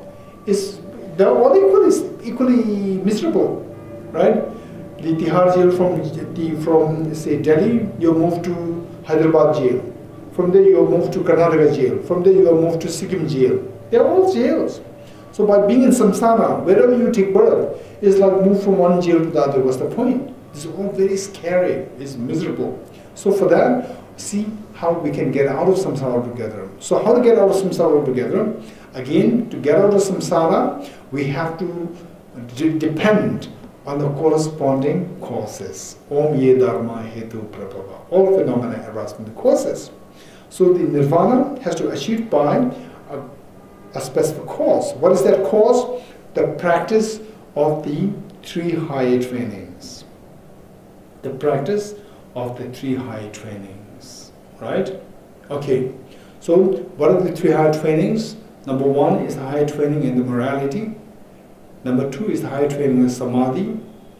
Number 3 is the higher training in the wisdom, prajna, or the wisdom. Okay. So finally, now when you go to the second level, we are becoming really deep.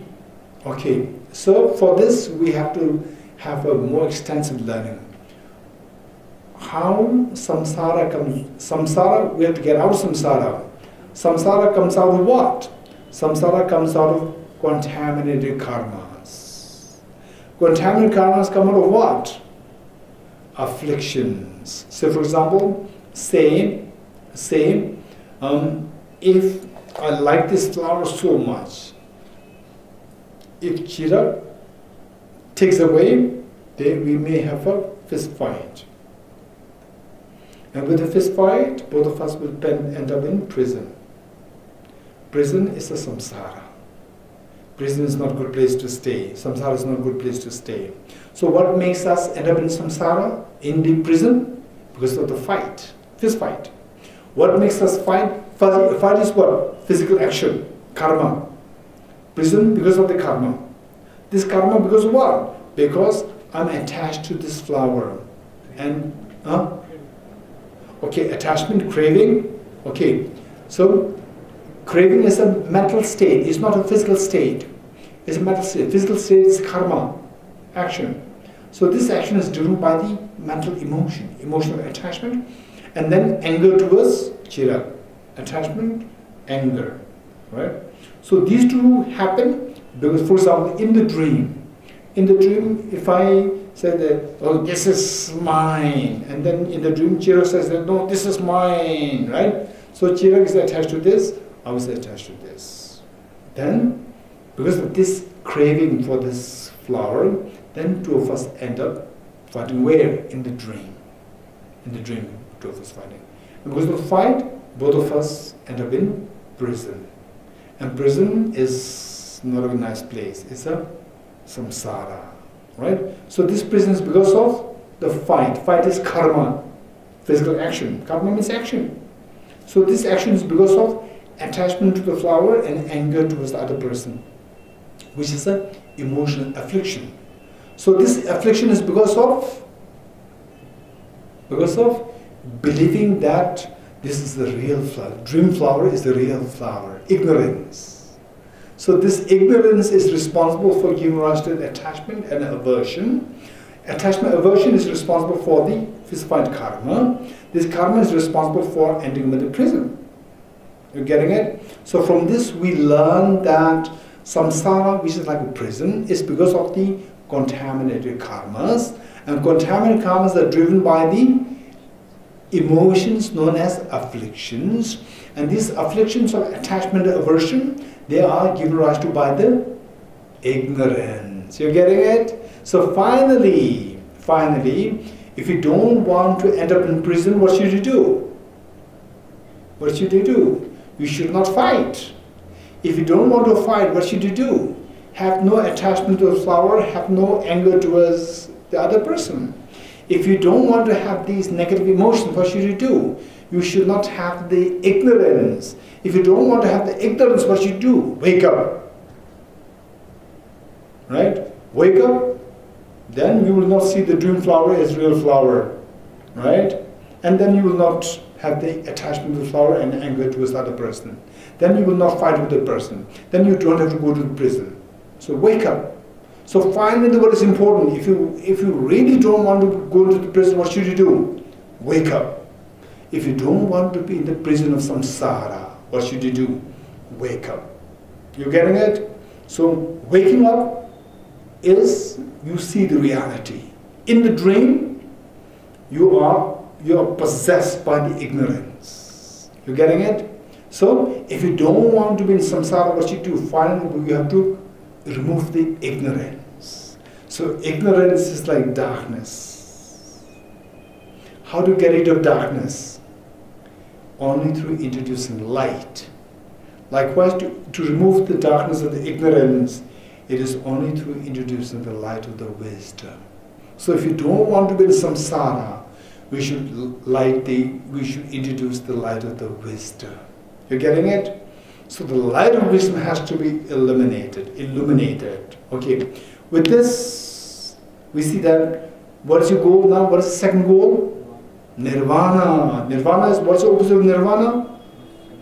What is the opposite of nirvana? Samsara. Right? Okay. If you want to be in nirvana, means you don't want to be in samsara. You want to run away from samsara. If you want to run away from samsara, finally what should you do? You should wake up from the sleep of ignorance. How to wake up from the sleep of ignorance? By igniting the light of the wisdom. Right? So the three trainings. To achieve nirvana, we have to depend on the three trainings, three higher trainings. What's the third? What's the first one? Morality. What is number two? Samadhi. What is number three? Wisdom. Right? So we have to ignite this wisdom. We have to ignite this wisdom. Ignite this wisdom if you want to reach nirvana, if you don't want to be in samsara. We have to ignite the wisdom. So this wisdom, for example, is so dark and you're so scared what is around you. So what do? You light a candle. You light a candle, this will dispel the darkness. Now this candle, unfortunately, from a side, there's a window, broken window there, from there, wind is blowing. With the wind, what happens? The candle light is flickering. Right? This candle helps us to remove the darkness, but your job is what? You want to make sure that everything so clear. You want to read the books, but you cannot read the books when the light is flickering. Right? So you want to read the books. And if there are tiny bugs with the flickering light, you cannot see them. Only if the light is steady, you will see the tiny bugs and ants. Right? Okay, so now you need to have the light. But this light must be very bright as well as steady. You getting it? Should be a very bright light and it must be very steady. It should have two qualities. This light, which should dispel the ignorance, this light should have two qualities. One is it should be very bright light. Number two, it should be very steady light, very steady. So the brightness is of the three trainings, the third one. What is the third one? Wisdom, pragya. That's the brightness of the light. Now this light should not only be bright, it should be steady. So steadiness will be given rise to by the second. What's the second one? Samadhi, single point of meditation. It will give us the steadiness. Now, for the steadiness, let's say, if you want to see say the ocean, the waves, when the waves are created, when the very ferocious waves are created, can you see what is, say you are on the coast, on the beach, right? And the waves are very ferocious. Can you see what is at the bed of the water? You don't see what is there, right? So when can you expect to see what is there? The ferocious waves should stop, right? Ferocious waves should stop. Only then you will see what kind of worms are there, what kind of tiny fish are there in the water, you will see. Otherwise, no possibility, right? And what you want is, you want a very clean water to drink. And just to take water, you're not too sure whether it's clean or not, right? For that, first, the ferocious wave should stop. Only then you will see the subtler stains inside. Likewise, saying the steadiness. For the steadiness, what is the opposite of steadiness? Huh? Instability of the mind. Right? Instability of the mind. The fluctuation of the mind. Turbulence of the mind. You're getting it? Turbulence of the mind, there are two. How do we know that our mind is turbulent? How do we know that mind is turbulent? We know this in two ways, right? So when a person, hey, come, attend the teaching, right? Hey, attend the class. And a person sits there. In 1 minute, the person gets up. Again you say, hey, sit, sit, sit. Again the person sits up. In 1 minute, again the person sits up. Which means the mind is so turbulent. There's so many thoughts are going in this person. The person cannot sit in one place for long, right? So many thoughts, which means there are thought processes which are driving the person to physically and verbally act, right? So first, the thought processes. Finally, steadiness is what? Steadiness of the thought process, right? Steadiness of the thought process. So the steadiness of the thought process, we see that the thought process, there are three things. Thought processes which drive your physical actions. Thought processes which drive your verbal actions. Thought processes which drive your mental actions. You getting it? Now, when the thought process responsible for the physical actions, when it is going turbulent, when it's going haywire, you can easily see that, how the person physically behaves, right? And thought processes driving the verbal actions, whether it's going haywire or not, we can see that through how the person utters, right? How the person speaks. And then finally, third one is more difficult. Third one is the mental. You're getting it? So now, if the thought processes, of the three thought processes, which is the most gross? Thought process responsible physical, responsible verbal, responsible mental, which is more which is more gross? Physical. How do we know that? Answer is yes. But how do we know this? Okay, let's say yes, we can see that. Let's say oftentimes when two people are fighting, right? So one is mentally so angry, right? One. Number two, words come out. You such a stupid guy. You such a this, like this words, but does not dare to physically touch the person. How the person speaks is as though like he's going to kill the other person. But in actuality, the person cannot even dare to touch the person physically, right? Then in third cases, actually, the manhandled the person, right? Harass the person physically. There are three things. Of the three things, which is most gross, which is worse?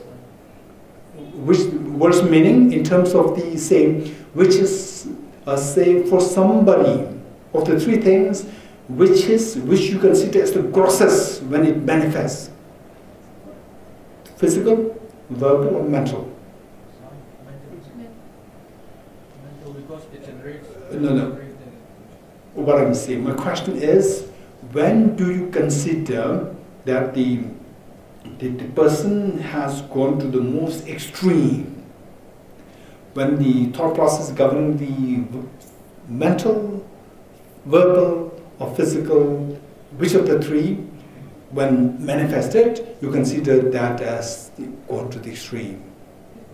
Physical, because when it reaches to the level of physical, then person has to be either sent to rehabilitation, or will be chained, or will be imprisoned, right? Whereas verbal fight, nobody will imprison you, right?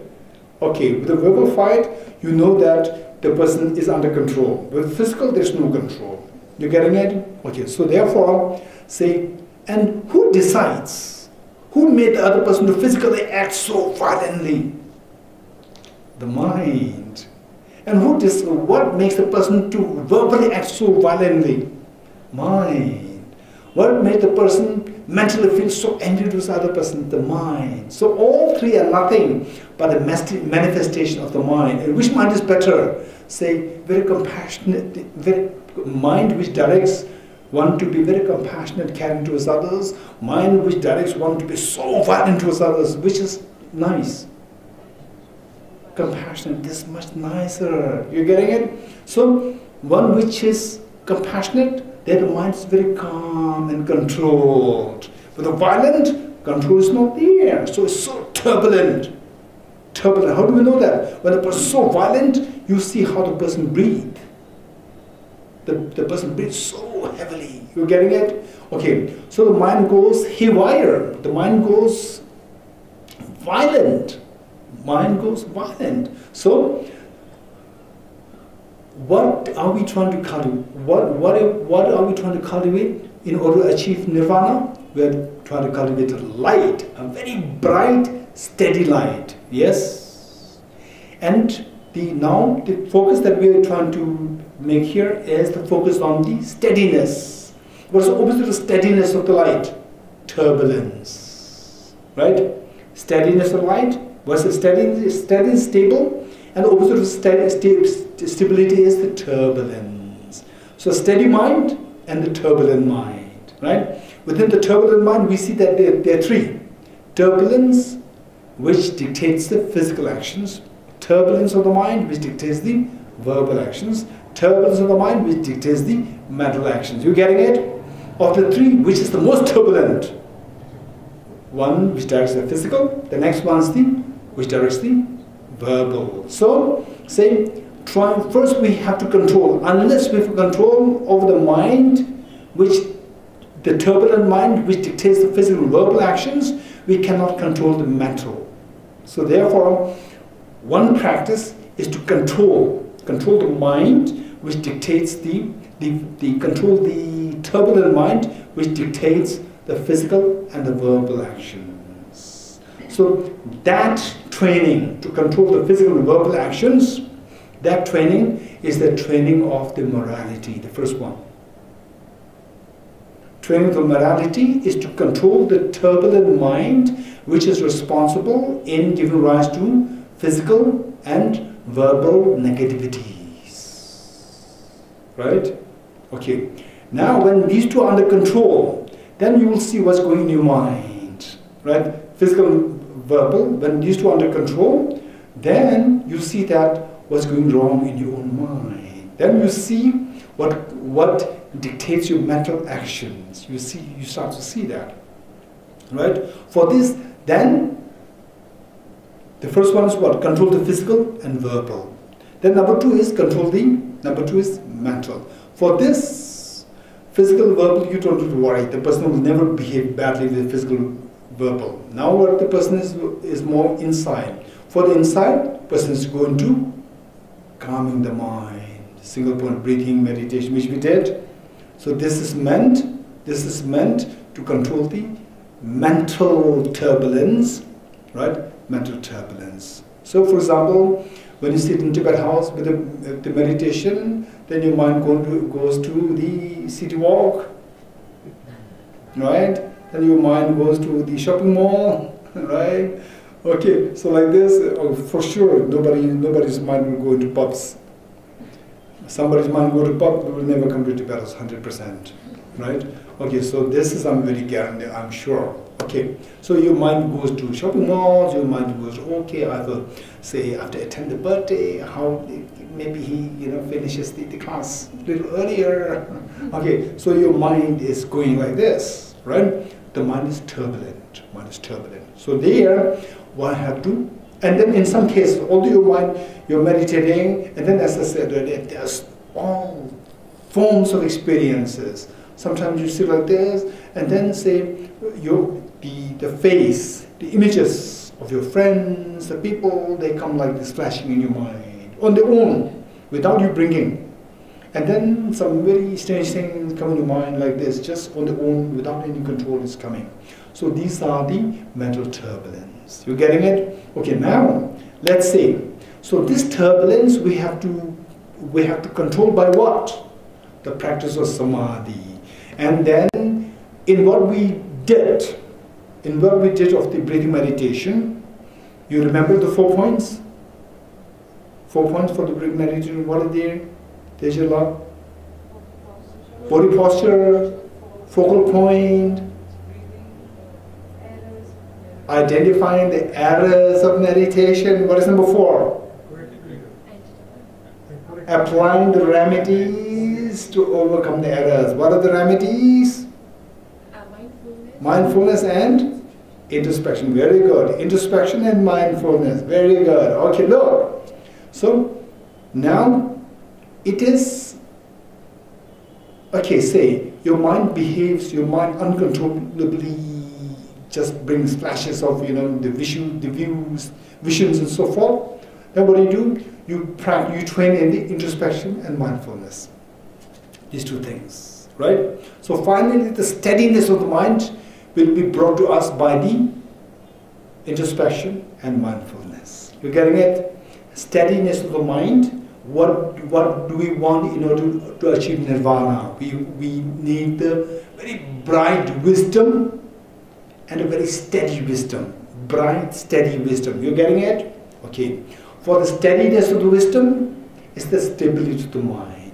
Stability of the mind will bring to us by introspection and mindfulness.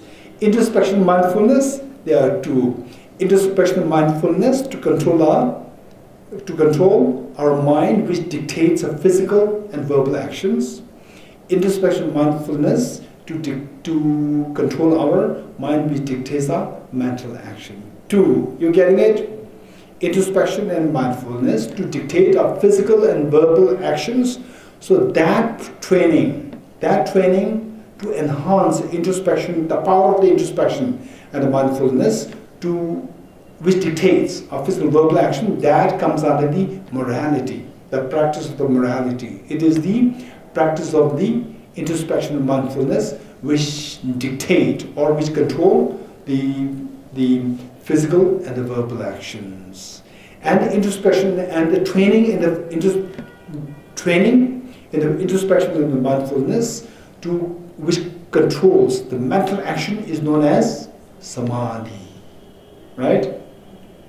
Okay, so we see that in order to achieve nirvana, you have to practice the wisdom, samadhi, and morality. You're getting it? So with these 3 things intact, on top of the 10 virtuous practices, refraining from 10 non-virtuous actions, on top of that, the 3 trainings will lead us to nirvana. You're getting it? Okay. Now what is next? What is number 3? Number 3, the goal is the Buddhahood. Again, good. Now for Buddhahood, what should we do?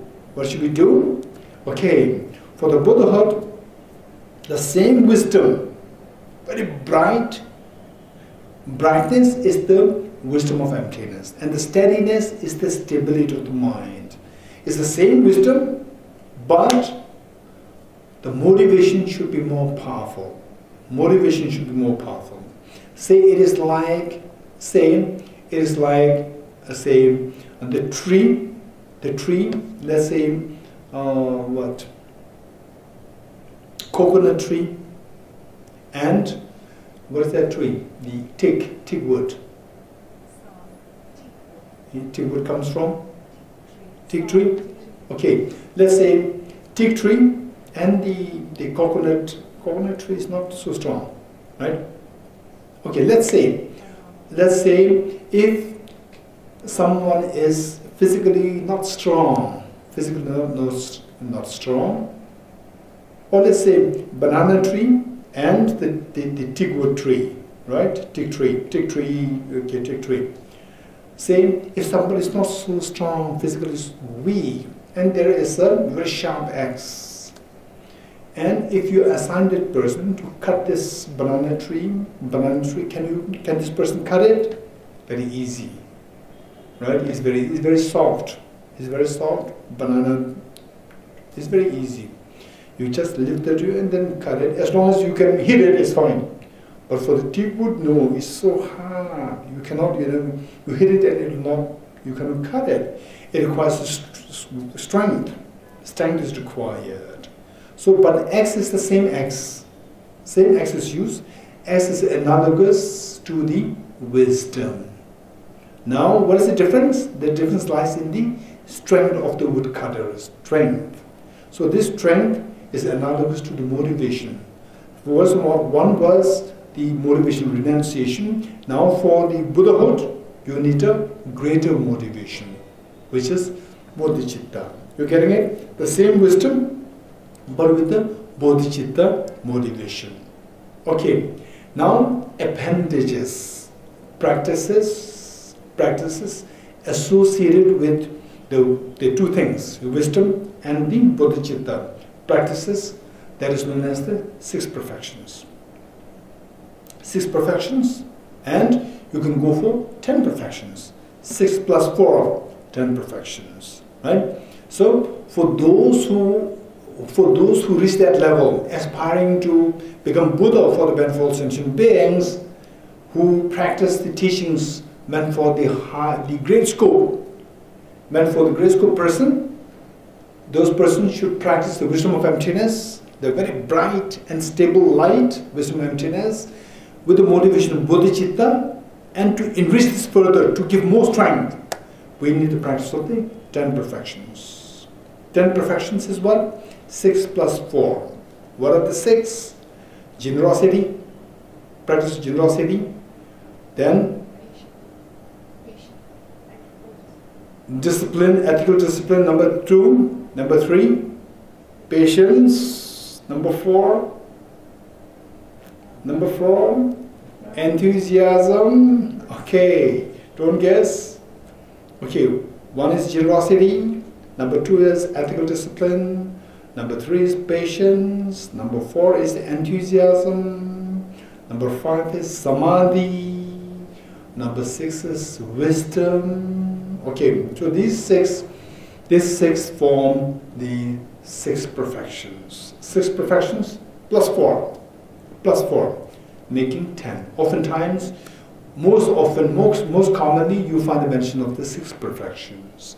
But once in a while, in more specialized texts, you also find the mention of the 10 perfections, right? Okay, so 6 plus 4.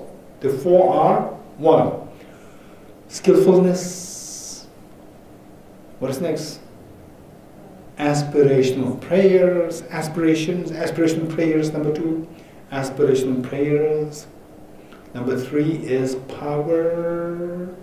Number 4 is discriminatory wisdom.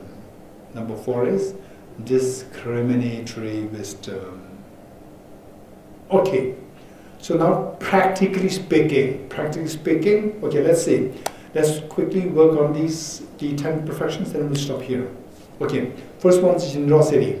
So from your side, just see how much you can engage yourself in the practice of generosity. But of course, be wise. Be wise, right? Be wise.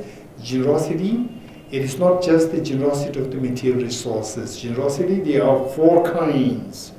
Generosity of material resources, generosity of affection, generosity of protection, and generosity of dharma, right? Material resources, if you don't have material resources, don't worry, still you can engage in generosity. At least if somebody lost the way, you can very gently, very kindly show the path in a very gentle way, right?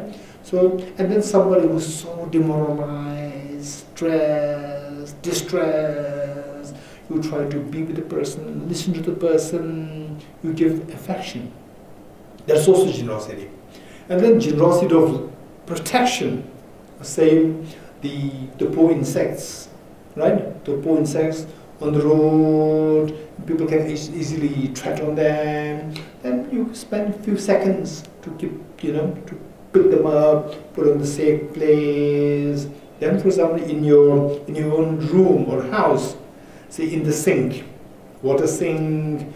Then the ants sometimes happen to be there, and then, oh, I'm very sorry, I have to go to Tibet House to attend the bodhicitta, compassion teaching, I'm sorry, then you wash, and then so compassion disappeared, right? And then you're actually going there, sacrificing compassion in order to attend compassion teaching, right? So this is all just contradictory. Even if you have to spend a few seconds, 1 or 2 minutes extra, fine, just let all these poor insects, free them, put them into a safe place, right? And then should you have cockroaches in a house, right? Make sure that you don't kill them deliberately. So look for ways and means. There are ways and means by which to somehow remove them in a nice way. In fact, I'm also part of this world. I'm also part of this, Delhi. So I also have the same problem. So once what happened was that, so one of my relatives came to my place and then somehow cleaned up my kitchen, right? And how they cleaned up? People who offered me tsamba. Tsamba means the roasted barley, grounded barley. They put all these things just at the cupboard, the base cupboard, floor, not really floor, the cupboard just at the very corner inside. I did not know that they did it. And then it stayed there for a few months.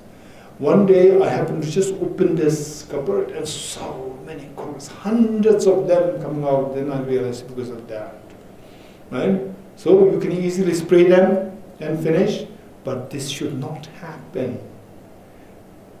Generosity of protection of life, giving protection to it. So what we do, so what I did is that I removed most of them so that they cannot fester anymore, they cannot breathe anymore, but keep something for them to still survive. Right? And then slowly so they will not breed, they will slowly disappear, right? Okay, and it needs patience. It's not that you give a little bit of food and the remainder will also all run away. Don't expect that. We have to be patient, and they will disappear eventually, but we need a little patience. Okay, so like this, same. And then finally the generosity of dharma. So the good things that you've learned, see how we can share them with other people. Okay, so the same, I may not go into the details of all the 10, but then generosity, then ethical discipline, for example, say, just see how much you can practice the 10, refraining from 10 non-virtuous actions to the best we can, see. And then practice patience, practice enthusiasm. Enthusiasm means to do good and do the same,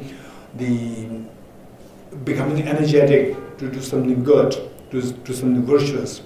And then samadhi, if you can do a little bit of the single point meditation every day.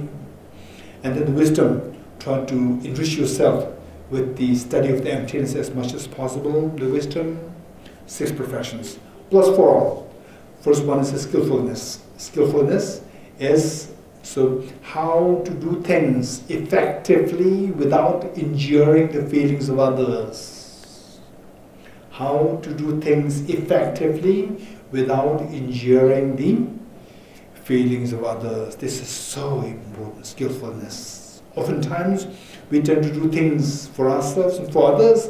In the process, so many people are being hurt. You injure the feelings of so many people. So that is not really actually skillful. Skillfulness, then the aspirational prayer. So say as much as possible you make aspirations to benefit all sentient beings as much as possible. And then the power. So the power comes number 3, which is the power. Power comes from the practice of the wisdom and the practice of compassion. So with these two things, the power automatically is generated. And then finally, discriminatory wisdom. Discriminatory wisdom is out of the two truths. Number 6 is what? Wisdom. Number 6 is wisdom. That wisdom is the wisdom of the ultimate truth. Wisdom which knows the ultimate truth.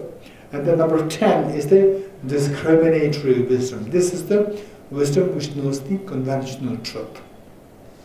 Wisdom which knows the conventional truth. Which means the wisdom to know the multiple things. To know as many things as possible. Right? To know many arts, skills as possible. That is the discriminatory wisdom. Okay, so by doing these things, then for sure you're going to achieve what? Buddhahood. Okay, so this is a complete thing which, if you read this text, which is read by the author Lama Tsongkhapa, which has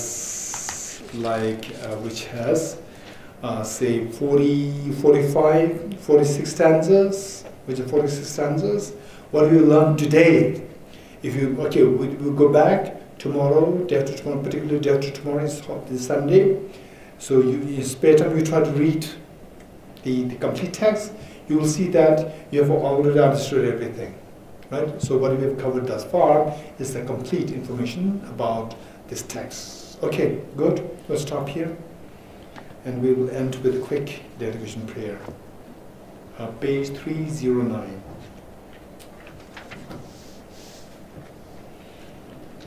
You have a question? Venerable Lama, I have a question, but I do not know whether it is for the audience or not. Yes. The Heart Sutra says, form is emptiness, emptiness is form. Yes. I do appreciate form as emptiness, and I perhaps feel that if we adhere to form as emptiness, our desire for material things will be over, because ultimately it is empty work. Very good. Now, how do you equate emptiness back into form? Oh, That is the question. good question. Very good question. Okay, what is your name? I'm Sunil Bhatia. Sunil Bhatia. Sunil Bhatia. Okay. This is a good question. Form is empty, emptiness is form. Emptiness is not other than form, form is also not other than emptiness. Okay, you're interested with the second one. Emptiness is form. Okay, this is a good question. Let's say Group A, Group B. Group A looks at this, so you're interested in what? Emptiness is form. Okay, emptiness is form. Okay. Say Group A looks at this object. I'm not saying flower, I'm saying this object. Group A looks at this object with your naked eyes. Group B looks at this object with your electron microscope eyes. With the electron microscope, what will you see? You will see millions of atoms. You will not see a flower. You agree with me? Okay. And Group A, what do you see? You see a flower. Group B, what do you see? Millions of atoms. Okay. What about flower? Flower is not there. Group B will say that there's no flower. There's no flower means, another way of saying this is, the flower is empty. You're getting it? Okay, now, say you are seeing the atoms. In other words, you are seeing the flower is empty. Right? Flower is empty. Okay. So, what are you seeing this as? Group A, flower. But Group B, what are you seeing this as? Empty of flower. You getting it? Okay. The flower is empty, empty of flower. You're seeing this as a flower. Okay. Now, this object, what Group A sees as a flower is what Group B sees as empty of flower. What Group A sees as a physical form is seen as empty of physical form by Group B. Form is empty. Right? Now, what Group B sees as empty is what Group A sees as form. Emptiness is form. You're getting it? Now, the benefit, if you see it group form is empty, all your negative emotions will stop. Anger, attachment, jealousy, all these negative emotions will stop. Negative emotions will throw us into the undesirable, miserable pains. So all the negative emotions will stop, and falling into the miserable states will stop. Then the next one is emptiness is form. When you see the emptiness is form, then you will appreciate the form, right? You will appreciate the form. So on that basis, then you will know how to take care of this form, how to take care of your family, how to take care of the world, right? You will see that they are all independent. They are all empty of independent existence. All are dependent existent. Once you know that emptiness is form, then you will know how to take care of, or how to nurture your good qualities, how to nurture your compassion towards others. Because I should be compassionate towards others, because others are so kind towards me. It is through dependence on others that I can be benefited, that I can be happy, that I can be free from suffering. Others are so precious, they're so kind, I should be compassionate towards them. So by seeing the emptiness of form, your compassion grows. Because of which, as your compassion grows, you become a happy person. And as you see, form is empty, you become a fearless person. Right? Emptiness is form, you become a compassionate person, you become a happy person, joyous person. Right? So somebody who is fearless and also very joyous, that is the complete meaning of your life. By seeing emptiness, form is empty, you become what? Fearless. You're not afraid of anything. All your fear dissolves. By seeing the emptiness of form, your compassion grows. That makes you a very happy, joyous person. Total together, you become a fearlessly happy person. That is the greatest meaning of life. Yeah. Yes, Chira? Yes. Following the flower thing, suppose if there is one group, in fact, say both of groups, one group sees this emptiness, the other group doesn't know what is emptiness means. If I try to convey the concept of emptiness to the non-form, you don't understand the form of emptiness, well, not that by saying is kind of also showing, or say, kind of aggravating the self part more than showing the actual part. Okay, so basically, Because I personally feel when I read most unconsciously, when you start expressing, I feel that, oh, there's too much more self there. It's still more like, again, the craving of nirvana is like it's just behind the corner. okay, let's say, what is the 10 perfections? What is perfection number 7?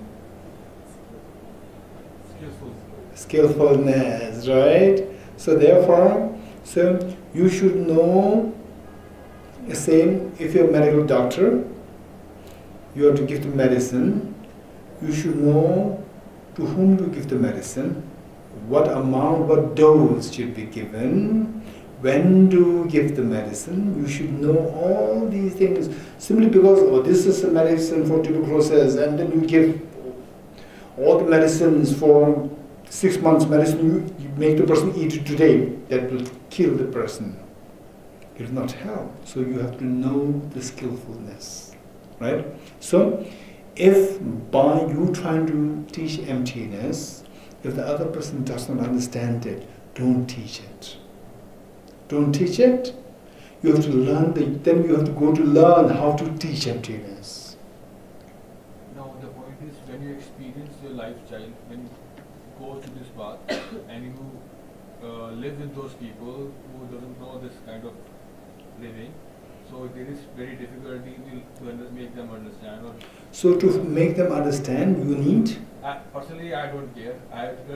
No. To make them understand, what do you need? You need skillfulness. I know what is skillful. I can make them think about according to my process. But again, that makes me use my own intelligence, which I don't want to do in that way. If I'm wrong. No, the thing is that you have to have skillfulness. One, you have to have the right medicine, which means you should have the right knowledge.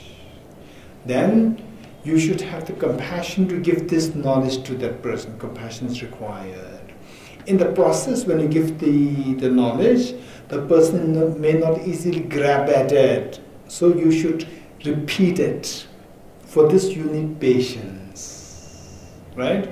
For this you need patience. Sometimes even with the patience, even that may not work. You might have to sometimes go the same medicine with sugar. Right? Even if you give the same medicine with patience every day like this, but the person may not eat it. Sometimes then you have to trick with coating it with the sugar, right? With the sugar and give it, oh, it's sweet, the person will eat it. So we have to employ different skillful ways. So therefore, these 10 perfections, they are not randomly picked up, they're all connected. Right? Okay, we'll stop here. One last question. Yes. When we talked about the Heart Sutra, you also have interdependence. And Yeah. without interdependence, we can't exist. I can't exist without rain, water, earth, whatever. Can we link interdependence with Heart Sutra? In fact, this is the essence. Interdependency is the essence of Heart Sutra. So like the two sides of the same coin. One side is emptiness, other side is interdependency. Right? The two sides of the same coin. Okay, page 309. With the wish to free all beings, I shall always go for refuge to the Buddha, Dharma and Sangha until I reach full enlightenment. Inspired by wisdom and compassion, today in the Buddha's presence, I generate the mind of full awakening for the benefit of all sentient beings. I go for refuge to the Triple Gem. I confess the negativities individually. I rejoice in the virtues of all the beings. I hold the precious Buddha in my heart. As long as space remains, as long as sentient beings remain, until then may I too remain to dispel the miseries of the world. The path of the union of emptiness and compassion is lucidly explained by the protector of the Dharma and the beings of the snowland. With the lotus soul that Tenzin Gyatso, we supplicate you that your wishes are fulfilled spontaneously. May the operations of evil thoughts and deeds of the negative forces of humans or non-humans who harbor malice through perverted prayers against the teachings of the Buddhas be truly vanquished through the power of the truth of the three jewels. Throughout my future lifetimes, may I always be guided by the Manjushri and be able to uphold the Dharma in general and the teachings of dependent origination in particular, even at the cost of my life.